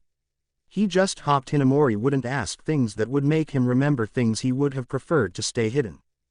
Damn, I'm not good with all this mushy stuff. Really. Hinamori's eyes almost had sparkles and it made you think that she had just gotten what she wanted for Christmas or something. Why yeah, go ahead.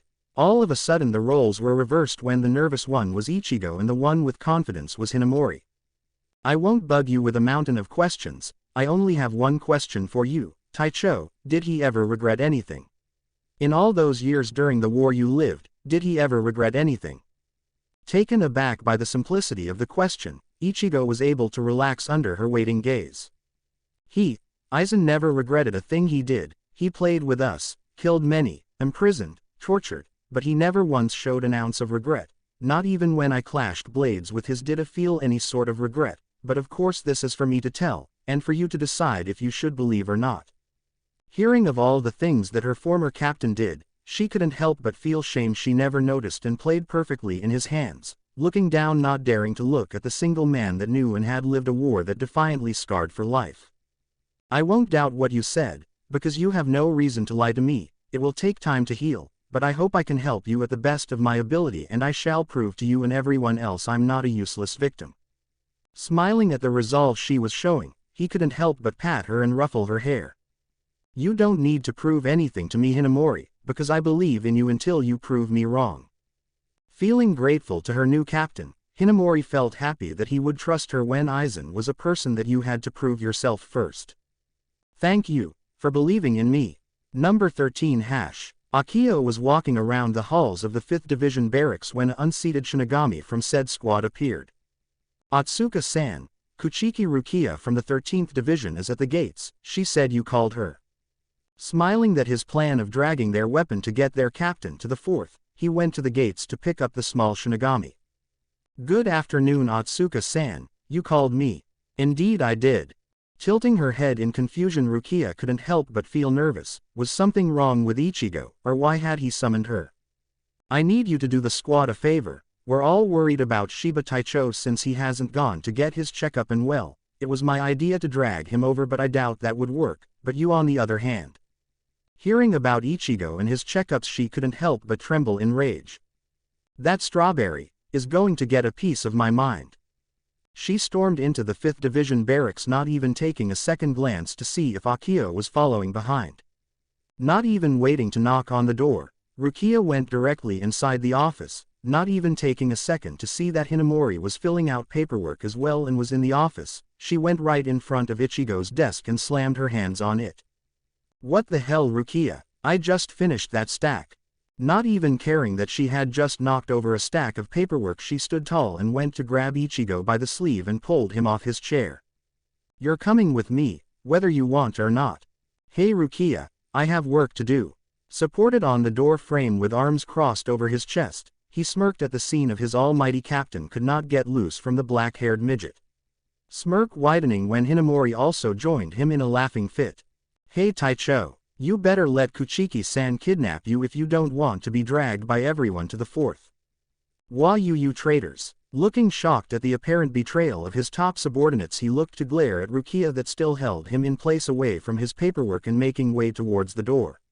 Sighing when he saw that he wasn't going to get away from his checkups with the kind captain of the 4th, he went towards the door, Rukia in tow. Number 13 hash. "I'm pleased to say your fruits of forcing more food than what your body tells you are going well. You're gaining weight from the last time you were weighed if you're correct." Nodding at Unohana that had him seated in front of her desk with a sheet that he assumed would be his medical history now, Ichigo was glad that he wouldn't get reprimanded by her today. "Now all I ask of you is to drink the medical herbs I sent you in a cup of tea every night until your insomnia decreases." "How much did you sleep last night?" "About 5 hours and a half." Being pleased that he was gaining weight but not exactly happy he was sleeping so little, she let out a restrained sigh before facing the orange-head captain. "I wish to see you next week. We can never be too careful, we don't want you collapsing on us." Scowling at the sound of collapsing, Ichigo couldn't help but shake his head in negation. "I doubt that. I was just fine during the war, lasted this way for more years than not, even times when I would eat and sleep once a week." Frowning at the newfound information, she couldn't help but feel mad at herself if she let this happen during the war, if she was alive that is. "I believe the reason you didn't collapse in those years was because the adrenaline was constant and wouldn't let you, but you're not on the battlefield anymore, so it won't work that way. We want to counter the problem before you collapse." "Alright, well thank you Unohana-san, I'll be going now." Feeling a chill roll down his spine, he didn't miss the cheery voice before closing the door. "I expect you here in a week's time Ichigo-kun."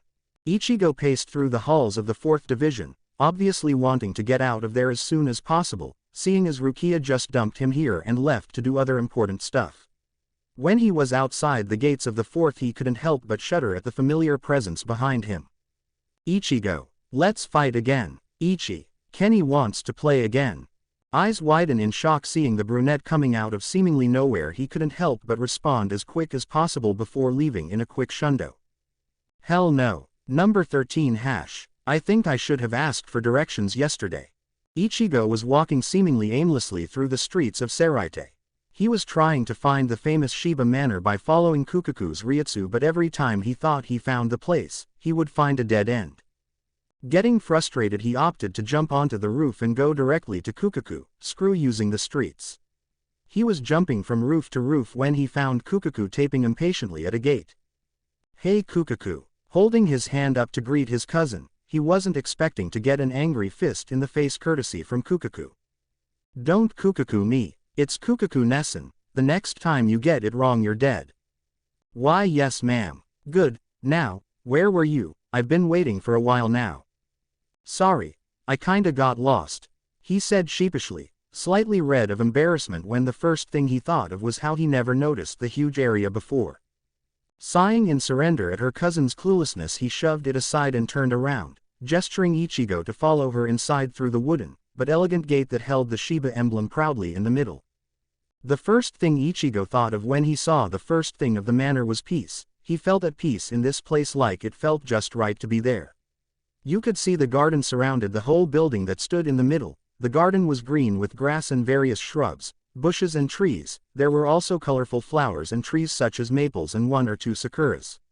There was also a koi pond that had a little red bridge crossing over it. The building was 1 story but was quite big. It had black traditional roofs and had wooden corridors going all around the building. I have other things to prepare for the party, but I'll leave you with one of the servants so she can show you around. Looking back at her amazed cousin, she couldn't help but smirk at seeing him so dazed by the sight of the manor. She nudged him in the side to get his attention back. Oh okay, but man, this place is incredible. And it's yours, you know. Looking quite shocked but nodding in understanding, Ichigo looked at Kukaku's retreating form, while she went to, who knows where to make preparations. He looked back at the entrance to notice an old lady in servant clothing waiting for him in a half, but very respectful bow. Good evening Shiba-sama, my name is Hana, and I am in charge of all the servants around the manor. I have been here since before the Shibas were exiled. It is quite an honor to return to my job as head servant.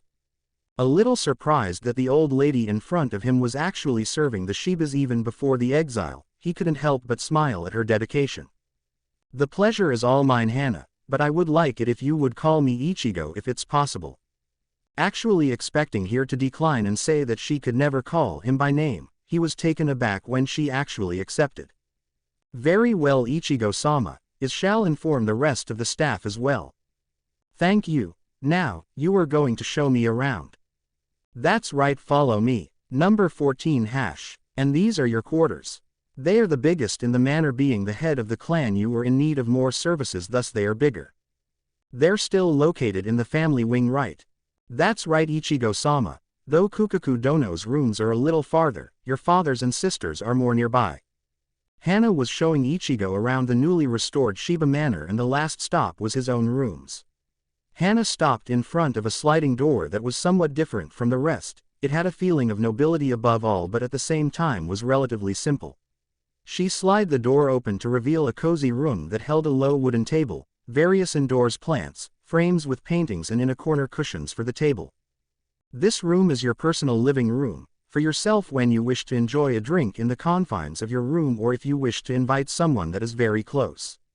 It also collides with a small personal garden. The wooden fence separates the hot springs that you can enter through your bedroom. The door in front of the main one takes as your bedroom door. The bedroom was very simple, only a low desk and mirror with various brushes and other things, decorations here and there, and the king-sized futon in the middle.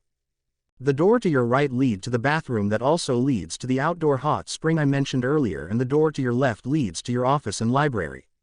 The office and library also has a door from the hall outside your room, so if someone needs to enter, there is no need to enter your room. Ichigo felt it was too much. I mean, the bathroom was bigger than his room in the living world, let alone the bedroom. He liked the library and the private garden, though it sounded really relaxing with the water running of the hot spring and the lonely red maple tree in the middle. Your closet has also been filled. Kukaku Dono gave us your measurements and everything arrived from the tailor in the morning. There are casual clothing, training clothing, formal, Shinigami Shihakushos, and your 5th squad Haori as well. That's too much. I think there are at least 1 clothing per day of the year. There were various patterns throughout all the closet. Some seemed to have better quality than others. There were also a whole side full of Shinigami garments, including like 10 white Haoris. The only other captain he could think of to have that much was Byakuya. Your Haori that the Shiba clan head wears also arrived. It is required to wear it when you're not on duty as a captain. It shows your position to those that do not know of it. Thank you, Hana. Is my sister's clothing also in process? Yes, They just arrived and one of the servants is filling in the closet. Do you need me for anything else? I don't think so, thank you. Then I'll take my leave. Hana left Ichigo alone in his quarters. Though he knew he would be a noble and the head of the clan, he noticed that it's barely sinking in correctly. He will be the one that puts pride to the clan, the one responsible for every member, from family to the servants. Thinking about it only made him sigh. That's a big responsibility. Deciding not to think about it, Ichigo went to sleep since it had been a long day. Number 14 hash. The next day went relatively easier. The party would be tomorrow, but he didn't feel any pressure, probably since he wasn't the one preparing everything. Kukaku and Ganju were rarely seen as they were too busy and couldn't find the time to sit down and chat, and when Ichigo asked them if they needed help they always brushed him off, saying it was his party so he shouldn't work. In the morning he wasn't able to avoid breakfast since Hana practically brought him breakfast to bed. After eating he went directly to the 5th squad to start the day like always, entering his office to finish the last part of overdue paperwork. Good morning Shiba Taicho. Good morning Hinamori. You're up early today. I can't let you do all the work, you practically did all I should have done these past days. I was without a lieutenant for 8 years, 3 days wasn't a problem. Not really incurring much about that sole detail, Hinamori went back to work while Ichigo prepared himself a tea using the herbs he had been given from the 4th and another cup for Hinamori using normal tea. He went and gave it to her, earning a sincere thank you, and went to work as well. After midday he decided to secretly spy on the squad and see their training, sitting on the roof closest to the training field and watching Akio train them since Hinamori was still restricted to desk work. Everyone seemed to take his advice to heart, seeing as they seemed to be altering their training in all arts but not actually combining them in a fight yet. He was just happy to see they were actually trying to learn better. Thinking it would be a good idea to play a small prank, he shundo directly in the middle of the field, making it as silent as possible and not letting a trial be seen. He was amused by the startled state of every single member and how those close to where he had appeared fell backwards of the surprise. Ha ha ha, shocked you didn't I? Always pay attention to your surroundings, you'd be dead if I were the enemy. The first one to recuperate from the shock was Akio, that was only sputtering and wanting to say something. Ta Taicho, if we weren't killed by your sword it would be from a heart attack. Rubbing his head sheepishly he kinda felt sorry for them. After all, no one can follow his movements at that speed. Maybe that wasn't such a good idea. Maybe that wasn't the best of ideas, but I don't take my words back. You must be aware of your surrounding area or you can be surprised, but of course with speed like mine you'd be dead before you noticed I was there. The shocked expressions had already left, but once again they were surprised by the captain's statement. It's true that even if you're not strong enough, if you're fast enough it's good enough. Good way of putting it. But still that was too shocking. I wouldn't like to be surprised like that again. Don't worry Hiroki, I won't do it again. It was just something to prove my point and give you guys a small break. Now, back to work. Yes, sir. Ichigo turned back to his office. He was going to leave a bit earlier today and he had to tell Hinamori before leaving. Hinamori, I'll be hi Hitsugaya Taicho, what can I do for you? Good day, Shiba Taicho. I came to see how you were adjusting to your new squad and see how you were doing. No need to use me as an excuse to see my lieutenant. Feeling Toshiro's outburst coming, he felt it would be better idea to sit down in next to Hinamori on the office couch, right in front of Toshiro. That's not being able to not tease the temperamental captain. He got close to his ear and whispered at a volume where only he would be able to hear. Remember, I came from the future, Toshiro. Seeing as how the captain had a red blush rise on his cheeks and he was gapping like a fish not being able to retort, Ichigo felt it was a good chance to inform Hinamori and leave them alone.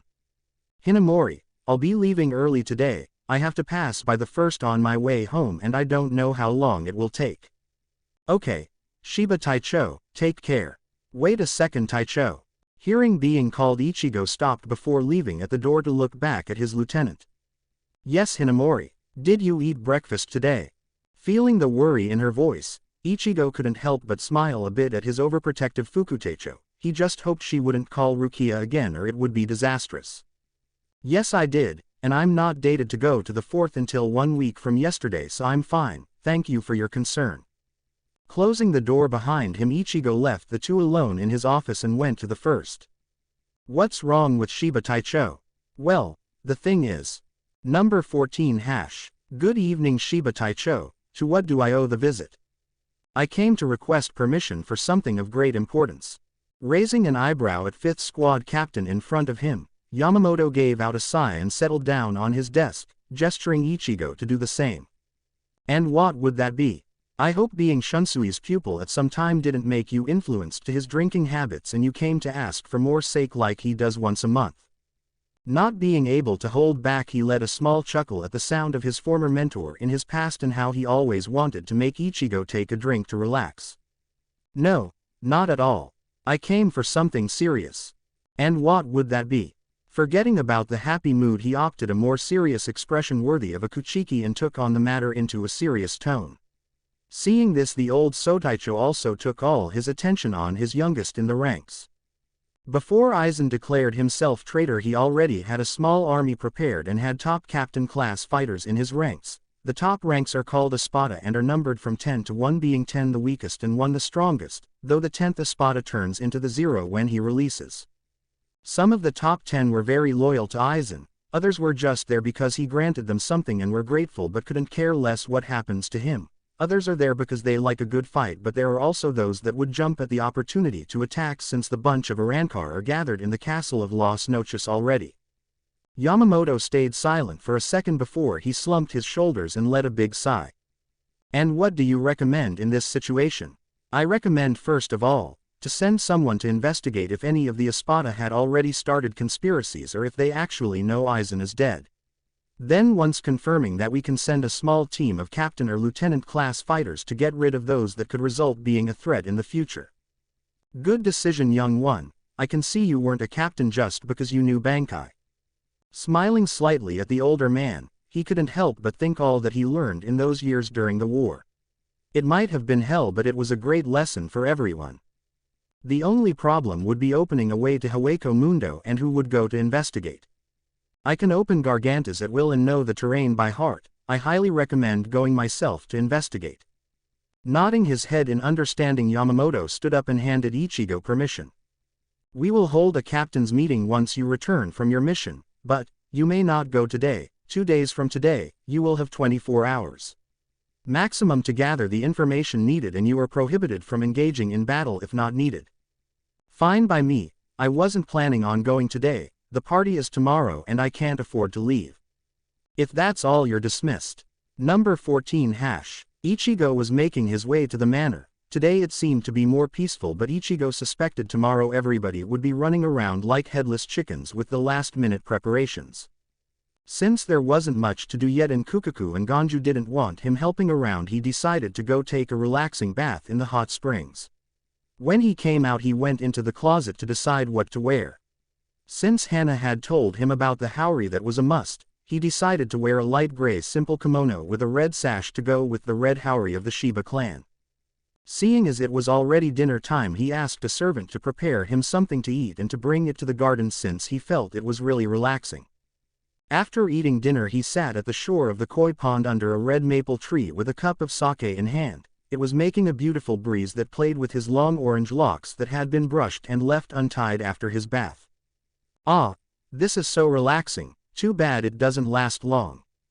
Ichigo could hear the chimes being moved by the autumn wind. He felt so at peace he hoped it would last longer than what he expected it to last. He was so caught up in the peaceful scenery he didn't hear his name being called out. Ichigo-sama, Ichigo-sama, Ichigo-sama. Oh, sorry about that. I didn't realize you were calling me. No need to apologize. Waiting to see what the small servant needed, he looked up to see her in the eyes, but when she didn't respond, he felt his patience dim and decided to speak up. Did you need something? Oh, yes, I almost forgot. Hana asked me to inform you the formal robes for tomorrow are ready, including the ones you asked for your sisters and father. Thank you for informing me. Since you're here, would you do me a favor and bring me another cup of sake? I kinda ran out. Right away. She did a very low bow and left towards what Ichigo suspected would be the kitchen. He felt very peaceful with his cup of sake and the breeze, and since he didn't get drunk easily, he enjoyed to drink when there was nothing to do every now and then. But even as he was at peace and very much relaxed, he noticed right away the Senkaimon that opened up in the middle of the yard. The Shiba Senkaimon, blinking in confusion because no one could use the private Senkaimon without his permission, but then remembering the only person he actually gave permission to, he couldn't help but smile. Wow, what is this place? Welcome to Seoul Society, girls.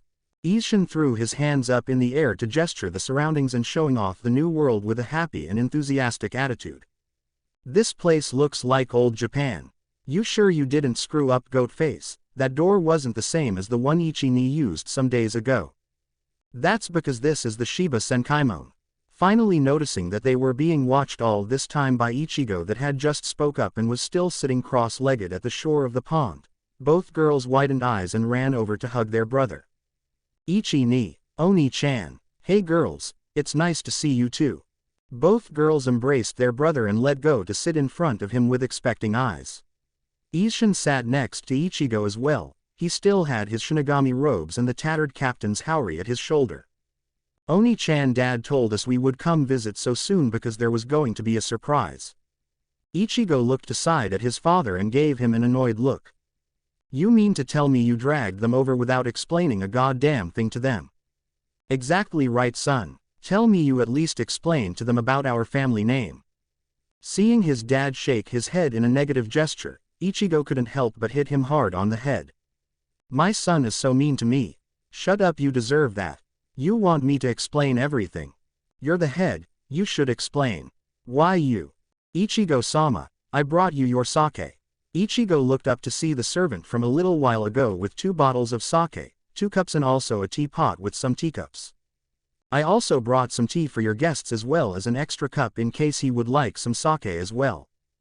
Thank you. Oh, sorry, this is my dad Ishin, my sisters Yuzu and Karen. It's a pleasure to finally meet Ichigo-sama's family. I shall inform Hana of their arrival. The servant said everything next to Ichigo and left back into the manor. Karen was beyond confused as well as Yuzu, besides the apparent displeasure of their brother to their dad because he didn't explain, all of a sudden more confusion when the servant came along. Sama, why the Sama, and why are you drinking? Ishin grabbed the bottle of sake and served himself as well as Ichigo a cup, handing it over to him and proceeding to serve Karen and Yuzu tea. What? It's relaxing with the breeze and the chimes. Shouldn't you be working, my delinquent son? It's not good to drink on duty. I finished earlier, and you more than anyone should know of the great alcoholic tolerance that comes with the Shiba genes. Point taken. Can we stop taking about Ichi-ni's bad drinking habits and go on with the explanation, because last time I checked people didn't call you with Sama. Sighing and pinching the bridge of his nose, Ichigo decided to let the comment of his drinking habits to the side and started to explain. About the Shiba family, how after he came they were accepted as a noble family again, how he is to be officially the new head tomorrow, thus the reason of the party, how the manor isn't a whole city as Karen thought in the beginning, and everything about what an important person he is to be called with Sama. You're a really important person, huh? That's right. That means that the party tomorrow will require your best behavior, so try not to take to heart any comments the nobles might say. The girls nodded in understanding and proceeded to ask their last question. What about cloths? Dad said not to bring cloths. Well, you girls and Dad have your own room here in the manor. It already has a full closet with all kinds of clothing, and the kimono for tomorrow just arrived a little while ago. Both seemed excited, well, Yuzu more than Karen, but they both seemed interested in the new world they were introduced into, and how amazing it would be to learn about it. Number 14 hash. The next day Ichigo got up earlier to pass by his division and give Hinamori instructions since he needed to get ready and wouldn't be there all day. He was looking for her when he spotted the small girl he had heard was named Hitomi. Good morning, Hitomi, have you seen Hinamori? Oh, good morning, Taicho. I think the Fukutecho was going to take some paperwork over to the 6th. Thank you, I'll go look for her. Ichigo left the 5th Division barracks and went in a hurry to the 6th. It was a good thing the 6th was close to the 5th. Ichigo arrived at the gate where guards were positioned for duty. He was greeted by a quick and formal good morning. He nodded to show he heard them and went inside. He was looking for the office where he could ask for Hinamori when he ran into Byakuya in the halls. He gave him a small bow in greeting. Good morning, Kuchiki Taicho. Good morning, Shiba Taicho. To what do I owe your visit? I was looking for my Fukutecho that came to deliver some papers. I need to give her instructions personally so that I can go back to the manor. She was handing them to Aburaya last time I checked. Today is the celebration, correct? That's right. I hope I will count with your presence. Nodding in affirmative, Byakuya stayed silent, standing tall in his imposing demeanor in front of Ichigo and staring into his amber eyes. Ichigo didn't let himself be intimidated like when he was a teen and stared back at gray stoic eyes. He held his head high and let his unemotional mask slip, leaving dead amber eyes be seen. The staring contest was cut when surprisingly Byakuya spoke up. You really did change, very much from the brash and unrespectful child you were. Life changes people, and I think you more than anyone can understand what I mean. Not looking back into his eyes, Byakuya passed by Ichigo into the opposite direction from where Ichigo came from, but before leaving out of Ichigo's ears he spoke.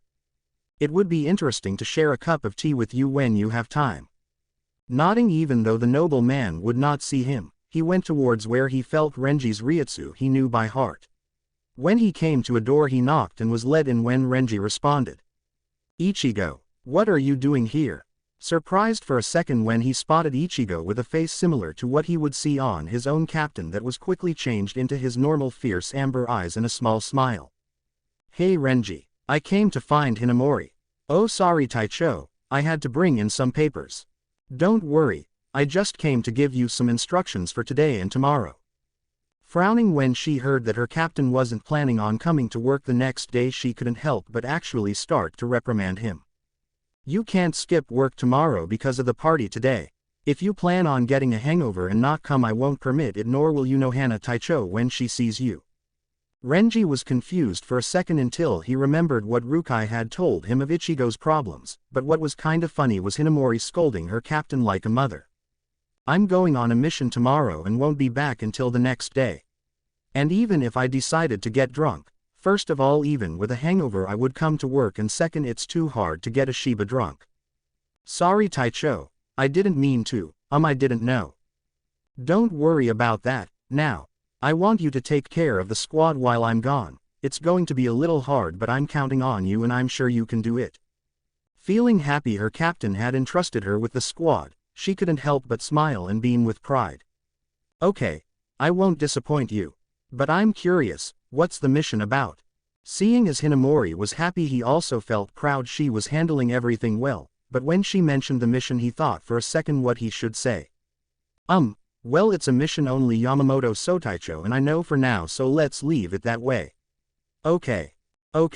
Turning around and heading to the window instead of the door, not really wanting to find anyone on the way, he stood there before saying goodbye and shunpoing away. A wonder, what's with captains and appearing out of nowhere and disappearing to, it's like they enjoy sneaking up on everyone. Maybe it's a requirement to be a captain. I don't think so Renji. Why do you ask anyways? The other day Shiba Taicho scared everyone in the training field, no one even heard him or saw his after image. Renji was pensive for a second until she shrugged it off, thinking captains were weird like that, always doing things in ways only captains would do. Number 14 Ichigo-sama, we need to put on your robes so when you get out of the bathroom call us. Oh okay. Ichigo was just finishing his shower. The party would start in the afternoon, but there were some complications that required him and had to attend to them, much to Kukaku and Ganju's displeasure because they didn't want Ichigo to do anything, and now he was in a hurry because it was already late. He got out of the shower in a white under kimono to find two servants in his room. I have to brush my hair first, so let me do that and you can help me put the robes on. No, Ichigo-sama, not this time. We shall brush your hair, it's faster since it's so long and we're in a hurry. Sighing in defeat, he sat down on the stool and let the servant brush his hair and tying it into his usual low tail, but this time she put a gold cylinder ornament that had two red little rubies. Once finished, they went to grab the formal attire. The attire consisted of a black bottom part, a gray kosode top part that had golden boarding, a dark red obi that held in place his robes. He wore his red haori of the Shiba clan. Ichigo felt weird being dressed. Sure, the attire was made out of silk, had borders of sliver here and there, and had the air of something coming from nobility, which it did. But it's not like it was complicated to put on. He just didn't resist, since he would get in an argument or they would bluntly refuse, like with his hair, saying it was late. Ichigo left his rooms to go see his sisters that surely were being pestered by a servant as well, and knowing Karen she would not take it so kindly. Knocking on the shoji door to make sure he could enter. When the door opened followed by two servants that made a low bow and left, Ichigo entered the room. What he saw made his heart soften. Yuzu had a pure sky blue kimono with a white flower pattern in the bottom, the same blue-colored thick obi at her waist and had a beautiful hair piece. Karen on the other hand, had a dark blue kimono with yellow butterflies and a small moon in the corner, with an equally beautiful hair piece. You could see right away what they represent. Yuzu represented the day and Karen the night, twins that are always there for one another, but complete opposites. You two look nice. Both girls turned around to see Ichigo at the door. Yuzu had a light blush by hearing the comment Ichigo gave them and Karen held a face of indifference, but if you knew her well enough you would see the slight tug upwards her lips held. You look very handsome too, Oni-chan. Why thank you, Yuzu. Now, are you girls ready? Of course we are. Ichigo nodded and gestured the girls to follow him through the various corridors of the manor. They were walking in silence until Karen spoke up. Hey, where is Goatface and our cousin Kukaku and Ganju? Those three are already at the party hall greeting the guests. Since they're the elders of the family you could say, though not official they are older thus are responsible for greeting everyone today, since I step up as clan head officially today. Nay, Ichi-ni, is there something we aren't supposed to do, or some advice? Thinking for a second, Ichigo looked back to see that Karen and Yuzu looked actually nervous. Seeing this he couldn't help but smile. You two don't have to worry about anything, but I do recommend that if someone says something that pisses you off, just ignore them or be on your way. Try not to explode, and that's for you, Karen. The nobles have a serious problem and a stick up their ass, so don't take to heart anything they mention. I wouldn't care less what they think of me, but seeing as I represent a lot of people as captain and head of the clan they won't only be talking bad about me. Seeing that the girls seemed to relax they continued their journey to the hall. Once arriving Ichigo told the girls to remember they are Shiba here and not Kurosaki and sent them in to find their dad while he waited for his entrance. After 15 minutes a guard came to escort Ichigo to the main door that opened at his command. He entered the room with a calm and secure expression, not even flinching for a second when a loud voice announced his arrival and he heard clapping. Presenting the captain of Squad 5 and as of today head of the Shiba clan, one of the 5 great noble families, Shiba Ichigo. Those that knew Ichigo saw a completely different person than what they were used to. He had an air about him that spoke power and nobility. The way he walked seemed to hold a certain elegance that couldn't be compared. He had a neutral face but still held something akin to happiness. Ichigo stood tall in front of everyone, slightly higher since the extra steps the door was located on. Ichigo was silent until the last clapping ended before starting to speak, which, like the rest of him, was quite different as well. I am pleased to welcome you all today to this celebration being held by the Shiba clan. Today I step up as head of said clan and am proud to announce our reinstalled as one of the great noble houses. And, I also thank you all for attending on this beautiful afternoon and I hope you enjoy yourselves. Clapping was heard again and Ichigo closed his eyes and as equally as calmly and gracefully walked down the stairs and onto the hall. Once all the clapping was calmed down, some went to greet and congratulate Ichigo, others grabbed food and dance. Ichigo held his noble act throughout all the party and never once was he tricked into creating an outburst. Number 14 hash. Rukia had seen Ichigo but she hadn't believed it herself. Not even her Nisama could believe in how much Ichigo had changed when he saw him just this morning, and all of a sudden he makes another major change. She couldn't help but feel proud that he was taking everything maturely and responsibly. She was going to greet him and see if she could snatch him for a talk when she found him with some other nobles from a lower noble house. She was going to wait for him elsewhere when she started to overhear part of the conversation and couldn't help but stop and hear. Maybe my cousin or my niece, or my daughter, any women, except my wife. How about it, Shiba-sama? I thank you for your kind offer, but I don't intend to enter an arranged marriage just today when I barely stepped up as head. Then maybe some other day, if you change your mind just give me a call. Rukia couldn't help but be shocked. Marriage? So soon? He barely entered the noble world and he's already getting offers. Oh, hey Rukia. Seeing as she was being called by the person she was just thinking about, she didn't even greet him when she jumped to the question in her mind. An arranged marriage? Raising an eyebrow at the apparent mad midget in front of him, Ichigo couldn't stop the thought of how cute she looked, mad and even more in the pure white kimono she wore. It's not the first, for your information. This is what I was talking about when I told you in Kukaku-Nisan the problem wasn't acting to the noble's level but something else. You expected to get marriage proposals. When he realized what he had just said and how it could be thought as arrogant of him, he had to remember that he should have explained better first. Well, in the past, when I wasn't known as a noble, much less head of a great noble family, I went to a party hosted by the Kuchikis and I had 8 marriage proposals. 3 that thought of having an affair and 1 that actually asked me to get her pregnant, and they would pay me since I was pretty well respected and strong. Ichigo couldn't stop the blush that rose to his cheeks when he remembered all those embarrassing times when he still couldn't control his emotions and almost yelled out loud at the last one. Rukia also blushed heavily when she heard the reason he actually expected the proposals. And how many do you have now? Ichigo jumped when he heard Kukaku behind him. He turned around to see his dad, Kukaku, and surprisingly Byakuya. He was thoughtful for a second before he responded. I lost count after 27, but I think it was 32. Laughing at his own misfortune, he was followed by Kukaku that put an arm around his neck in a half hug and whispered to his ear. And the one you're waiting for is in those you remember.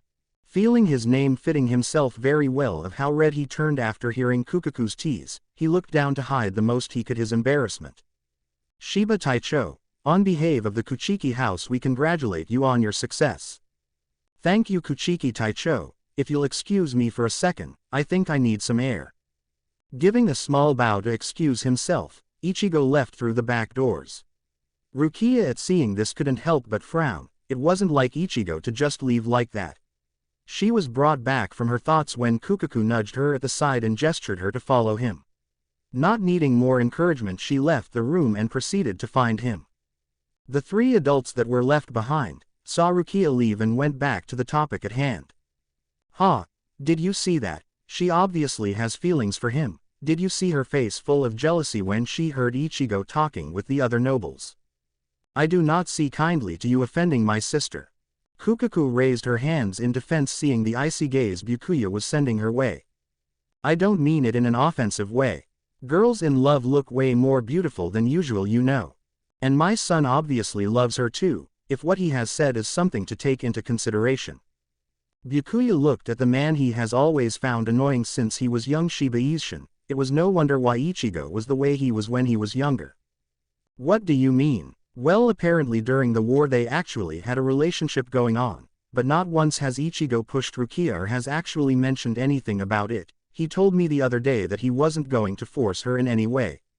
Silence graced the 3, and Byakuya actually held a soft gaze in his eyes when surprisingly he was the one that broke the ice.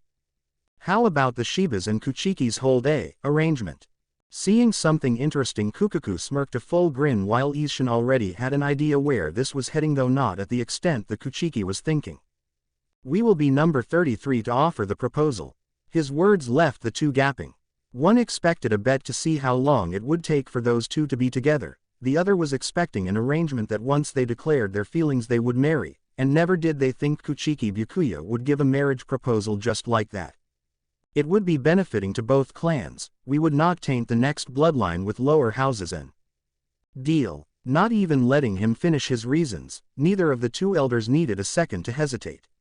They would get them together because it's what would bound to happen anyway, so why wait? Number 14 hash. Rukia was looking for Ichigo all over the manor. She was having a hard time seeing as he knew how to hide his Ryutsu now and was hard to trace. She was about to go back in when she stopped at seeing a beautiful sight. Ichigo was standing under a brown maple tree. The breeze made his long orange locks and red haori flutter in the air and combined itself with the leaves falling from the tree. The scene seemed to be the epilogue of a beautiful autumn night, and Ichigo made it even better. She approached him from behind and was about to speak up when he spoke up first. Have you ever wished to forget a part of your past? A part that held the worst of your memories but also the best? If I can't forget the bad things without forgetting the good ones, then I would bear it all just to remember you. At first she thought he was talking to her, but then she was surprised when apparently he was just talking to himself, saying a poetry of some sort. But she never expected him to look back and directly in her violet eyes. She was surprised beyond belief. He knew all along she was there. He knew that she had heard him and even so spoke up. Who was he talking about? Was it her? Was it someone he met in his past she would never know? Who is you? She couldn't let the curiosity go. Her heart was pounding in her chest. Who was Ichigo taking about that would make him want to remember? It didn't sound like poetry, it sounded like something he would want to tell someone. You is the most beautiful person I've ever seen, the only person that can bring a smile to my face even in the most desperate times, the only one that can bring me back on my feet when I need help. She is you. Feeling slightly pressured, Rukia was wanting to fall right there. It really wasn't some poetry, and it's a person. So why does my chest hurt so much? Ichigo was just looking at Rukia with sad eyes. He was feeling horrible. He was being selfish, wanting to embrace Rukia when she came along. He wanted to tell her how much he loved her and would always love her to the bitter end, but that would just be selfish of his part. Even if you told me once you loved me since you left to Soul Society the first time, I shouldn't be so selfish. But who is she? Do you love her? Being slightly surprised by the desperate tone Rukia held, he couldn't help but feel a sting in his eyes. That voice reminded him so much of that time. Flashback. She opens her eyes slightly, enough to see violet orbs looking at me, and I know she's in her final moments. Ichigo. Oh Rukia, what happened? He came. After 4 years. He brought the elite. Rooks. I can feel a single tear fall on my cheek, but I don't care. My promise is to not cry. My vow, I will break it if it's for Rukia. Can you promise me to live? Flashback end. It was the same desperate tone she used when she asked him to live. And it burned his heart to pieces at hearing her like that again. It made him feel miserable and couldn't stand to feel this way, even if he was rushing her. Even if she is still not sure of her feelings, he just wanted to be selfish this one time. Not being able to take it anymore, he embraced Rukia as strong as possible, but at the same time with so much care, like if she were a glass doll. Rukia was surprised and more when she felt a slightly wet feeling on her shoulder. Yes, I do love her. I do love you, Rukia. Rukia was shocked beyond belief. The most beautiful person, the only person that could bring a smile to his face, the only person that could help him stand back up, was her. Feeling a warm feeling inside her, she realized for the first time. I love him too. Returning the embrace, she hugged him tight and brought both of them to sit in the ground under the brown maple tree. He was still embracing her and had his face hidden in her shoulder. I love you too, Ichigo. The same loving voice as that time made him break completely. No more walls to hold, no evil masterminds to kill, no more saving everyone from being killed. He could finally rest, even if a little, and break his barriers. Feeling a wet sensation in her neck, Rukia couldn't help but smile. The man that had yet to show anyone his vulnerable side had just trusted her with showing his side he shows to no one.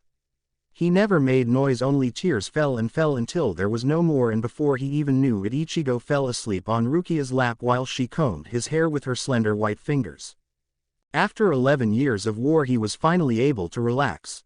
After he lost everything, he was able to save it back. After 19 years since his mother died, Ichigo was finally able to cry. And that night he slept more than ever before.